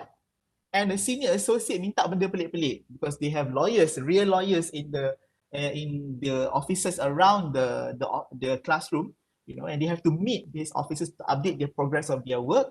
And these lawyers, real lawyers, you know, they requested things according to student ni pelik-pelik, but this is something, these pelik-pelik things, the weird things that the students said that are requested out of her, are actually things that are usually requested in real law firms when people do work. So it basically gives her a different exposure. So she said it will be nice if there is longer time given, which unfortunately in real life, you don't actually have real time kan. If more time, real time, but you don't have long time, you have to work within what you are given lah. Sometimes the next day, the limitation period is up and you have to file your documents today, so you have to do it today lah. So if more time or sufficient time is given, I'm sure that we could explore more. So love San San, the mother of dragon. So that's how she responded to the exercise lah. Okay, next one. Okay, this is from a student called Vicky. So she said, for me, the reason why I mentioned the name is because I told them, if you don't mind me sharing your name in my workshop, then you can write your name. Otherwise, don't write your name. Okay, you will notice that there are some students who did not write their names, yeah? Okay, so this student is Vicky. So she said, for me, firstly, it was very, very, very, very tiring. Then she has this sad emoji over there. But then I realized it teaches me to multitask at so many levels. I've learned that networking is very important because that's the person you will go to for help. So she discovered one other thing. Not only must I have the knowledge of law, the skill of a lawyer, I must also have networking, because when you want to draft court papers, you want to serve and everything, you need somebody's help. You may not be prepared to do that type of case, so you need a sample of court documents. So that's where networking is very important. You have to know people. Because I told them during this assessment, you can contact whomsoever you want. You can call the court, you can call your friends, you can discuss whatever you want to do. But the task has to be completed. So she realized that the networking is something that that she must have for her to survive in the real world. So she said, maybe this is just 10% of the real working life, but it is indeed an eye-opening experience. Thank you, doctor, for making me run around. I might have lost a few pounds. Ha ha ha. Fine. Okay. Thank you again, doctor, for this experience. And if I was asked whether I would want to go through this again, the answer is no. Of course, nobody wants to go through the process of pressure, right? So this subject has taught me to be more disciplined, manage my time well, and work hard to get things done. It has been a bittersweet journey with civil procedure. Exactly. If you read the writings and the research done on transformational learning by those who practice transformational learning, you will see that the research will show it does lead to a bittersweet journey. It doesn't lead to just sweet journey, you know. It does lead to bittersweet. Just to share with you, when I was teaching, now I'm teaching in UKM. So UKM, the law school is quite small.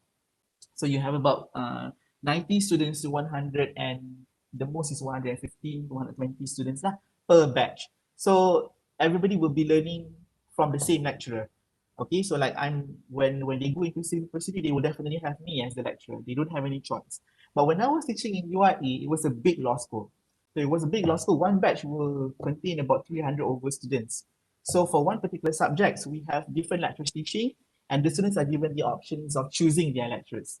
So at the beginning of the semester, they can go into the computer lab, open the system, and choose which lecture they want to go into. The class that the class of the lectures that they want to go into.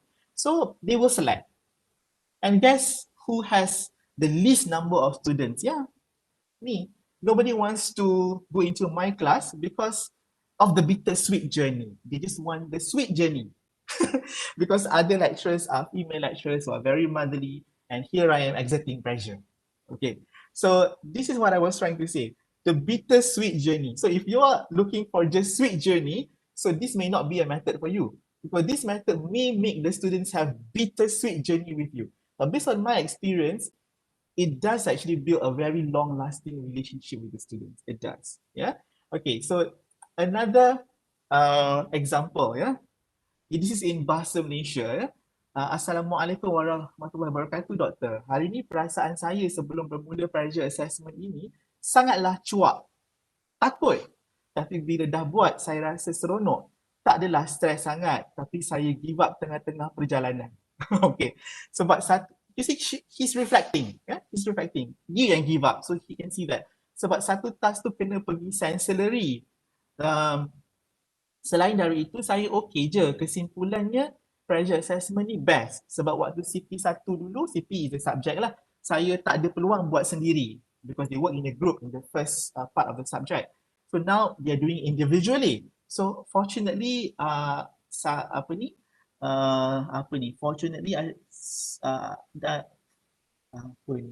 Fermate yang pandai akan overshadow saya. Tapi hari ni baru saya tahu macam mana yang sepatutnya saya buat sendiri task seorang-seorang. Saya happy walaupun tugas saya buat tak sempurna. See, no perfection is there, but this student is satisfied. Secara kesimpulan, saya suka pressure assessment sebab saya berpeluang buat sendiri task dan tak dipandang rendah. Selain kena keluar FU, saya suka je. Terima kasih, Doktor. Dan smile emoji. Yeah? Okay, these are the good feedbacks. Would you like to see the negative feedbacks from my students? Tak ada orang jawab pun. Kalau you nak tengok, I tunjukkan. Nak tengok tak? Okay, so apa ni? Okay, so I go to this one first. Alright. Dia kata, kehadapan Dr. Syarul. Tugasan pada hari ini merupakan satu perkara yang mencabar fizikal dan mental saya sebagai seorang pelajar undang-undang. Tugasan yang biasanya dilakukan dalam keadaan tenang, hari ini diuji dengan had masa yang ditetapkan.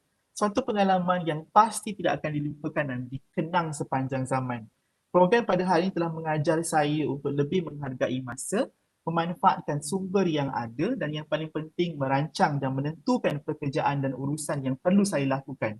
Latihan ini menyedarkan saya akan perkara yang perlu dititik beratkan bagi memastikan setiap usaha saya membuahkan hasil. Harapan saya bahawa program ini diteruskan pada masa hadapan kerana melalui cara ini, para pelajar secara langsung dengan situasi sebenar di alam pekerjaan. So this is the last positive comment yang I want to share with you lah. So now, tak ada orang pun type kata nak tengok ke apa ke kan. So I tunjuk je lah Alright, so I go to the negative one now. Okay, let's read this one together. My experience for today, there's no dear doctor ke, dear sir ke, no. My experience for today. Well, to be on the honest side of things, the least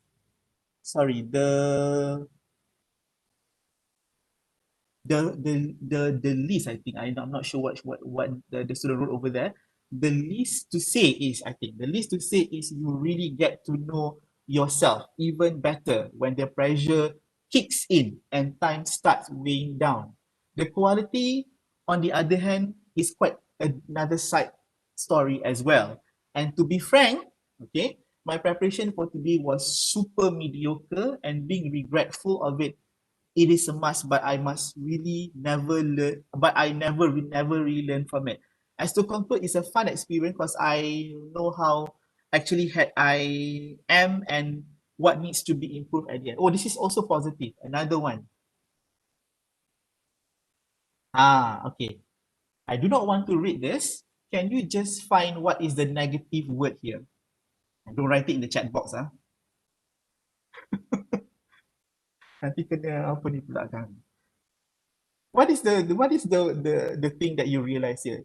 Firstly, the writer does not even call me sir or doctor or apa-apalah. Dia panggil Dear SMI. This is my name Dear SMI Syahrul Miza Ismail lah. Dear SMI, this pressure test is stressful as toot.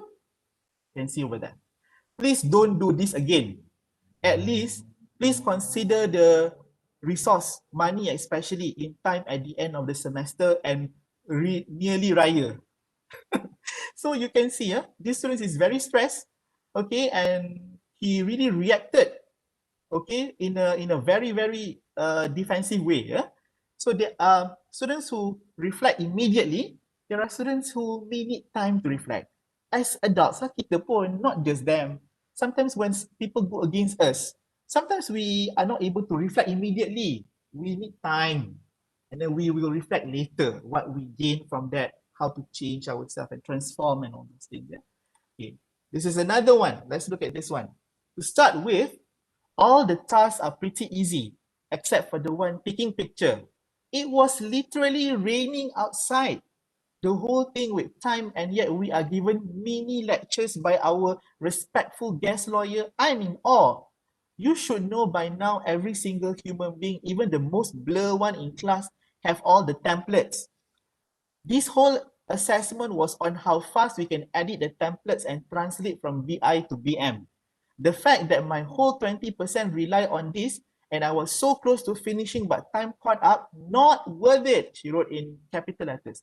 I'd rather take a test, okay? Then she said, I tried my level best not to disrespect, but if I lose my marks for this, I swear I'm not satisfied. Okay. And then she said, life is fine, you are unfair. Because I told them in class, I said, you have to get used to this. You have to have endurance. Life is unfair. Better get used to it. Don't expect things to be fair for you. Okay? Expect to be treated unfairly in my class because life is unfair. So she's actually responding to that. She's saying, life is fair. You are unfair. Okay. So this is a negative reflection, from a student. Another one, Okay, let's just see what she says. She is not writing the letter to me, she's writing to her friend. So she's saying, Dear Logesh, babe, I had a super tiring day today. You have no idea how pressured everyone was. We all had multiple tasks to be completed within 4 hours. Frigging mad. I mean, I realize I do work well under pressure, but not speed enough. Initially, I had the worst timing with laptop hanging, but thank goodness it was fine and that I catch the pace. I attended PTCM, which is pre-trial court case management, did read and statement of claim and ex parte application, though I couldn't complete all my tasks. It was madness, she said. I hate this assessment, but enjoyed it despite all. Almost I must have lost 10 kgs running here and there, she said. And this is the last assessment. I'm done with civil procedure. Oh, and the lecturer. Oh, she does that. Real pain in the neck, she called me. Okay, he made it hell for us. I don't personally like him and I know he doesn't care, but I've not hated someone in my life like him. May he find something better to do than just make students' life miserable. But yeah, I'm done. Final soon. Just hope I get good grades despite failing this assessment miserably. Sincerely. You know what? Every time I read these comments, I still can't stop, smiling because I remember the students but of course I need to transform myself as well. So I learn from whatever the things students have written. So this is where I learned that the pressure assessment has to come together with personalized learning and immediacy, because when this student submitted her letter, I know her, I was not very, there was no immediacy between me and her. The closeness was not there. So she is seeing me as someone who is torturing her. So that is where I say, oh, actually the assessment, the pressure has to come together with the immediacy. It has come together with the scaffolding. the helping out. Because when she was doing the assessment, because she does not have the immediacy with me, she was a bit shy to ask. She did not ask for my help. So the scaffolding was also not there, you see. So it somehow affects her experience. So that is why when you do this, it has to come together with the three components that I was talking about just now. Yeah? Okay. If you remember the first student just now, San San, the mother of Dragon, she has very good immediacy with me. She was very close to me. She's the type that asks questions a lot, you know, and go and meet me outside of the class to ask for questions, discussions, you know. I know her family. She knows my family. I mean, like, I am usually like that with my students. They do know me up to the point of what I do outside of class, outside university, so on and so forth. So that's why I say when you do this, it has to come with immediacy as well. Yeah. Okay. So those were the immediate reflection. Yeah. Right after the session has finished. So I'm also going to share with you feedback from students who have graduated, have gone through the chambering process, or were or are actually doing the chambering. So what do they have to say about what they have gone through when they were students in my class? Specifically in that class that I exerted pressure lah. Okay, so the first one is this one. Okay, so she said, "Salam sejahtera, doktor. Doktor sihat tak?" This was in WhatsApp. Okay, I answered awak I answered something here and then I say awak sihat ke? Then he said, "Sihat doktor. Cuma saya ingin berterima kasih kepada doktor atas ajaran doktor. Kerana hari ini saya bekerjasama dengan seorang lagi pupil, another student in chambering, untuk mencari koresponden daripada rekod rayuan yang mempunyai hampir 50 ke 60 jilid." Just to give you a little bit of context so that you understand what's going on. In legal, in lawyering work, if the case goes to appeal, especially if it goes to the Court of Appeal, the second highest court in the country, the documentation is horrible. It's horrendous. Okay, you have to do so much documentation. You have to extract things from the case, from where the case started. Okay, let's say it started in the High Court, so you have to go back to all the filings and pick out everything. You have lots of bundles of documents that you have to go through, and this is really taxing. And you lawyers will just dump it on chambering students to do it. So this student is saying he was actually working with another pupil in chamber from a different university. Okay, and they were supposed to prepare the record of appeal, which requires a lot of documentation. So she said he's doing this. So I said, wow. And I asked him, and he said, tetapi pupil tersebut sebenarnya sudah nak habis. Ini senior than him. He just started. Tetapi dia pun tidak tahu apakah makna bahagian A, B, C dalam rekod rayuan itu. So initially, dia nak go through semua rekod rayuan hampir 20,000 halaman untuk mencari satu surat correspondence. Tetapi saya beritahu dia arahan amalan ada nyatakan apakah bahagian A, B dan C. Dia pun macam terkejut, kenapa saya tahu? So during that time, orang pertama yang saya teringat adalah doktor. Sebab ini adalah semua jasa dan usaha doktor yang memakai pengajaran praktikal. So sebagai pelajar bukan sahaja tahu ROC is a statute, tetapi arahan amalan yang juga sangat penting dalam real practice nanti. So ROC is actually the substantive knowledge lah. So he's saying there's extra thing that he get from my class.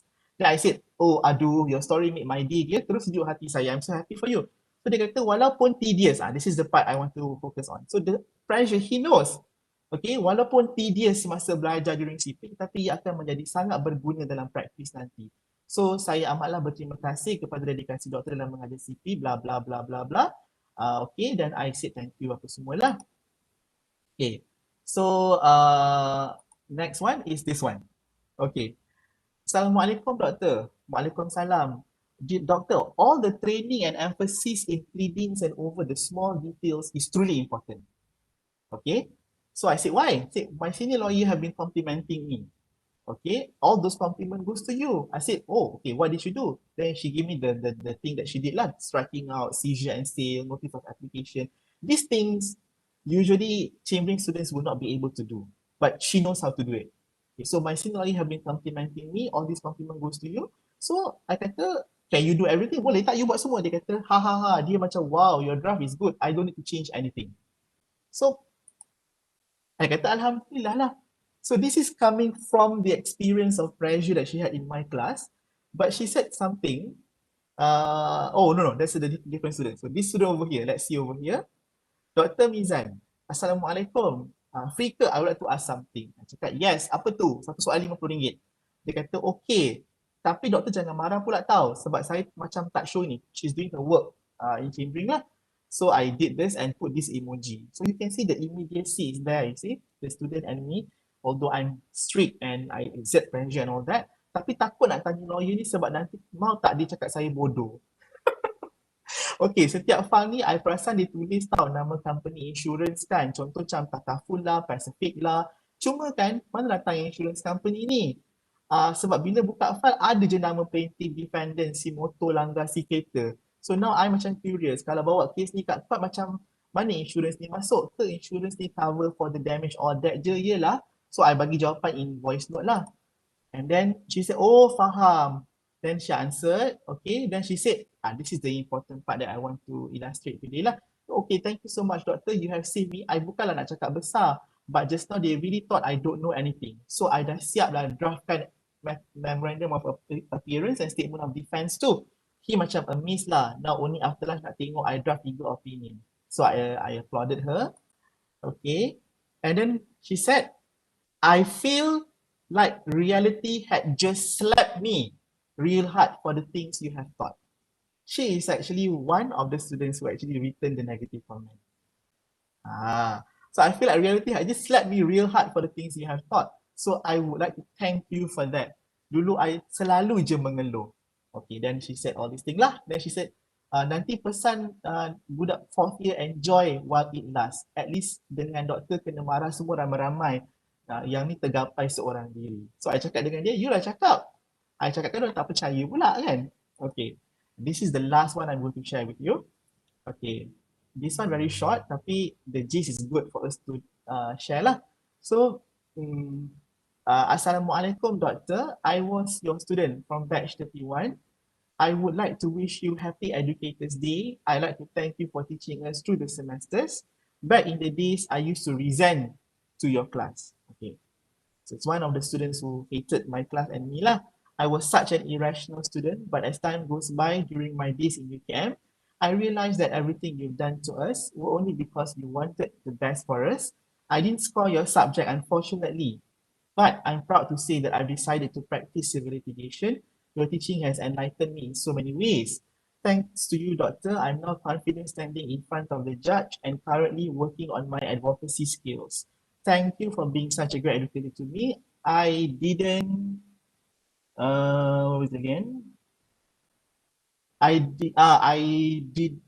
didn't get the chance to write the letter that you asked after the pressure assessment. So I used this chance to thank you instead. I'm deeply sorry for being such a resentful student, but I'm grateful to have you as my educator. She is also one of the students who wrote the negative comment. Okay, so I basically just replied after that lah. So this is an example of how I use pressure in my class and the feedback that I receive from my students. So basically I've completed my component. The first one is a theory. The second one is the sharing of experiences of how it was carried out in my class. So I'm hoping that the workshop has managed to enlighten you in a way of how perhaps if you think this is your cup of, if you think this is not your cup of tea, this is something that is not suitable for your class, by all means don't do it. Yeah, it's not something that you have to. It depends on what you think is best for your student. For me, it works. So I'm just giving you an option. It's enriching. So Salwan, I could see that you're asking whether I need a break. I don't think so.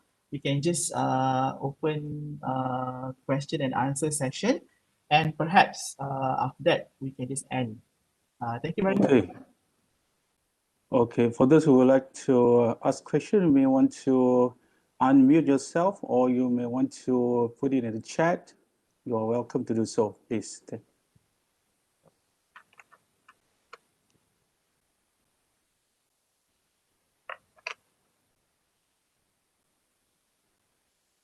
Yeah, Tasha, there's one question here. Can you see from the chat? Yes, I can. Sekejap, minuman inside. Oh, okay, okay.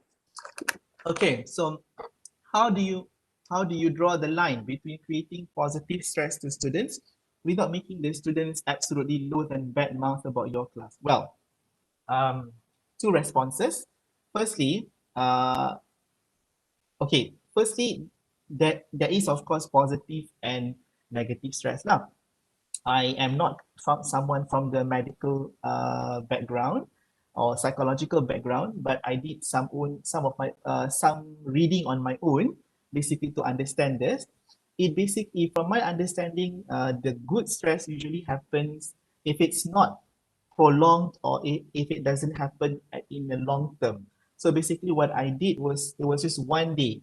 So if, let's say for example, students preparing for exam or students preparing for pressure assessment, the feeling that they have of being scared to go to the pressure assessment and all those things are actually good stress, because it will trigger, I think, if I'm not mistaken, it will trigger something in their brain called amygdala or something, and it will send a message to their hypothalamus. I mean, if there's any medicine person here, then it will send a message to their adrenal gland to pump out something called epinephrine, which will make them more focused, more meticulous, because the body is sensing something that is stressful, something that could be danger lah kot maybe kan. So dia akan jadi very focused. Contoh, like you are driving a car. You're driving a car and suddenly it's in the middle of the night and the storm comes, thunderbolts, you know, lightning, and then the road is not so good. It's dark, no lighting. So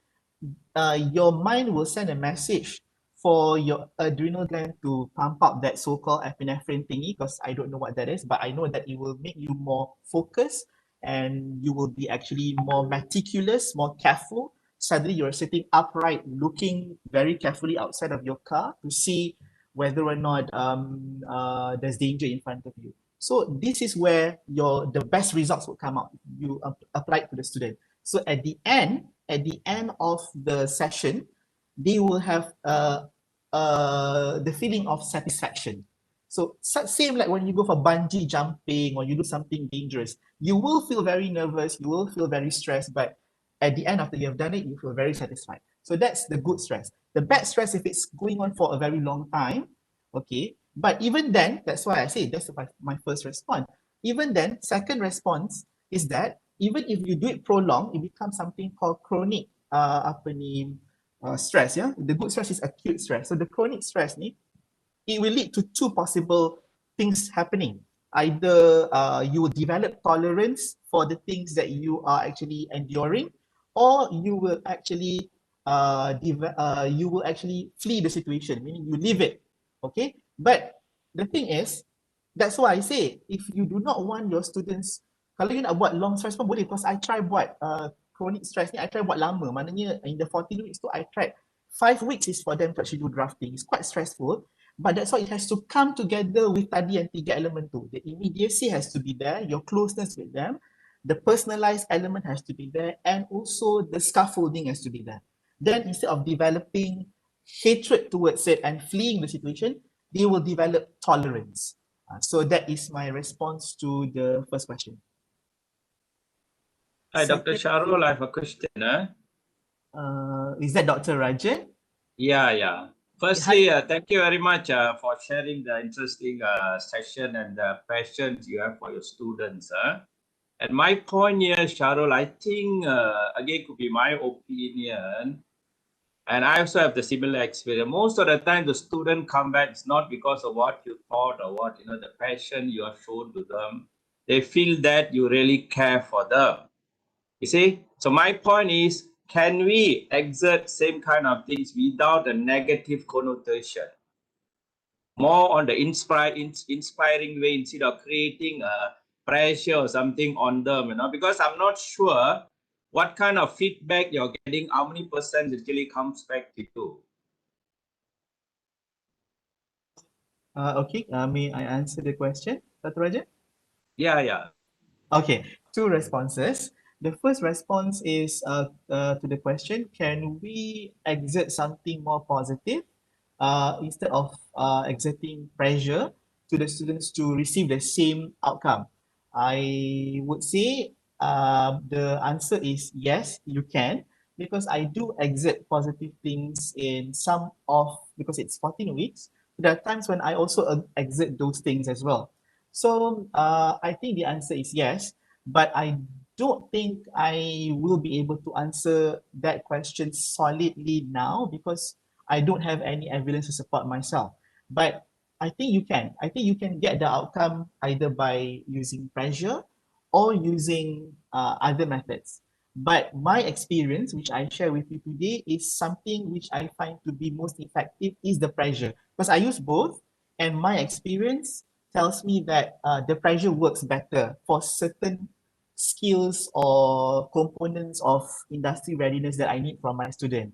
I've not yet gotten that level of effectiveness from the positive ones that I used.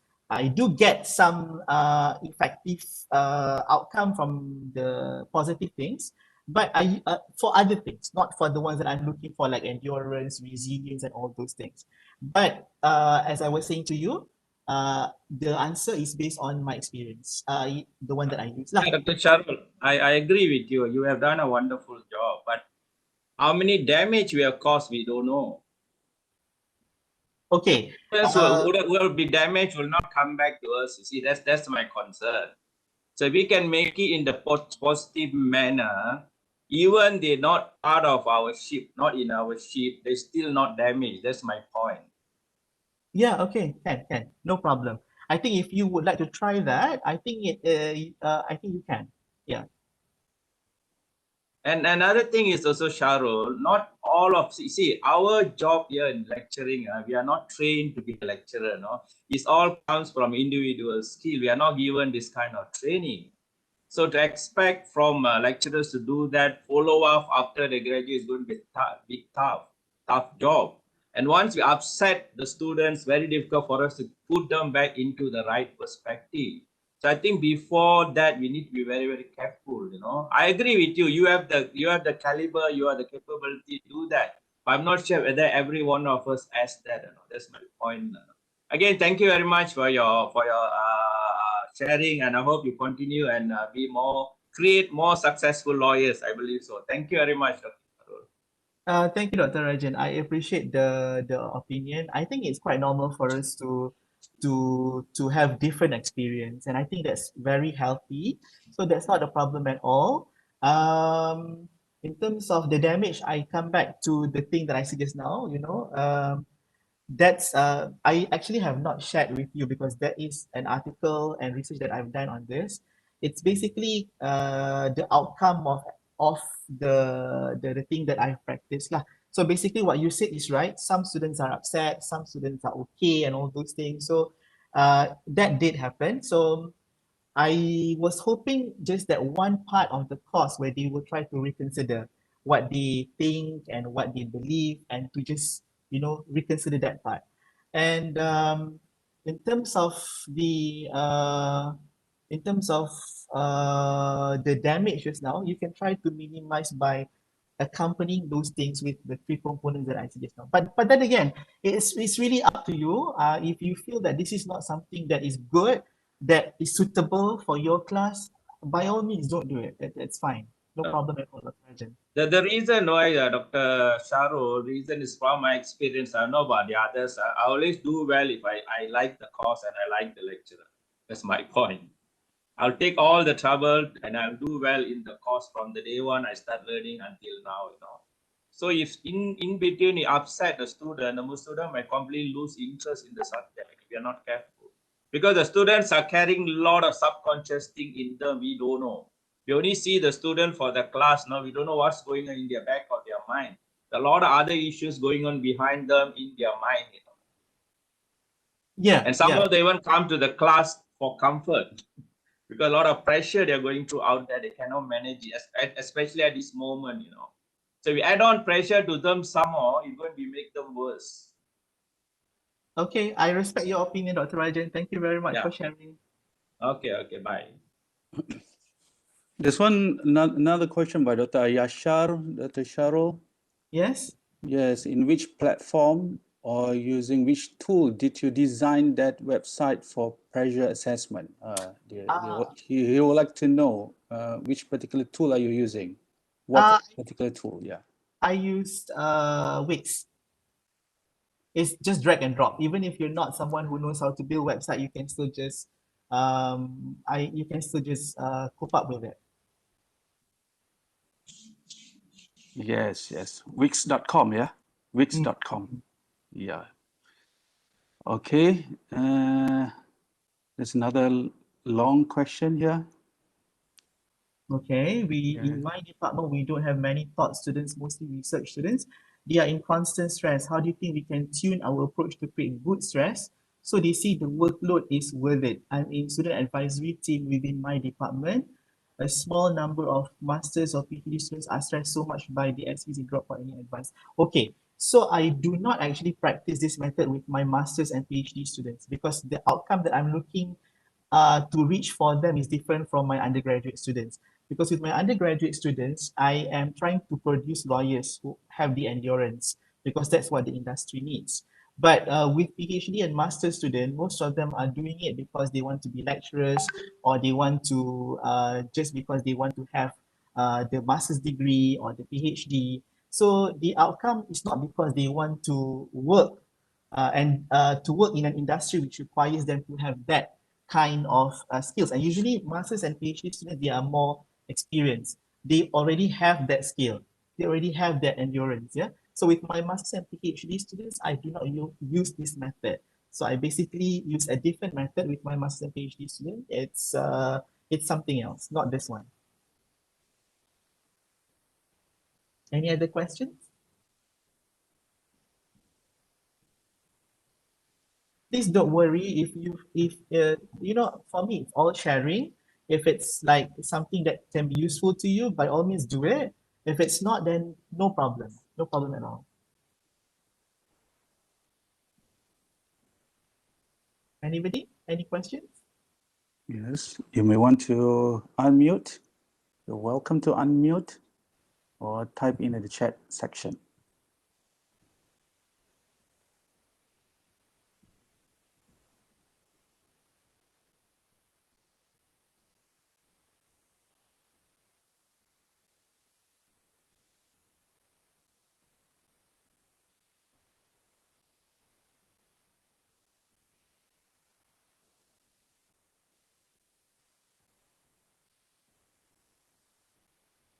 Okay, I think there are no questions, Salwan.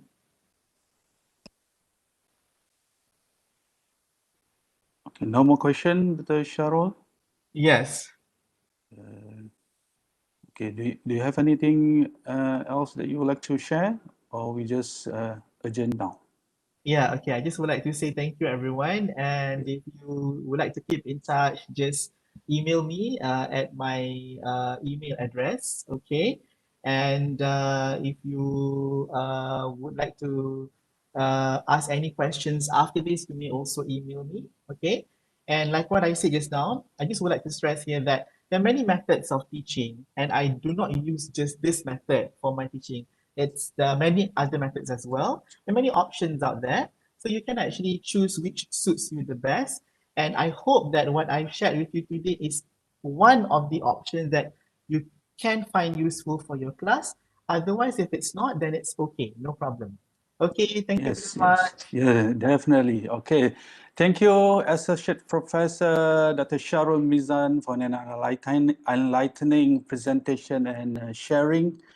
Thank you for your insights into this most important topic of how to maximize students' potential to become industry-ready graduates that we know affects all of us here in the context of higher learning institutions. So, ladies and gentlemen, let's give Dr. Sharul a big round of applause by clicking the reaction button on your WebEx. Thank you very much. Yeah. Thank you very much, Dr. Sharul. Hope you will be again with us in the next future. Yeah, I think in August. Yes, yes. Thank you. Thank you very much. Right. Thank you very much. Thanks again. Okay. So to all participants from USM, kindly click on the link that we have shared in the chat box. That link is for you to get a CPD. Please give some feedback, and we really appreciate your attendance today on this WebEx online webinar. Hope we can see you again next time. Thank you very much. Hope this webinar will be beneficial to all of us. Thank you very much. Have a nice day.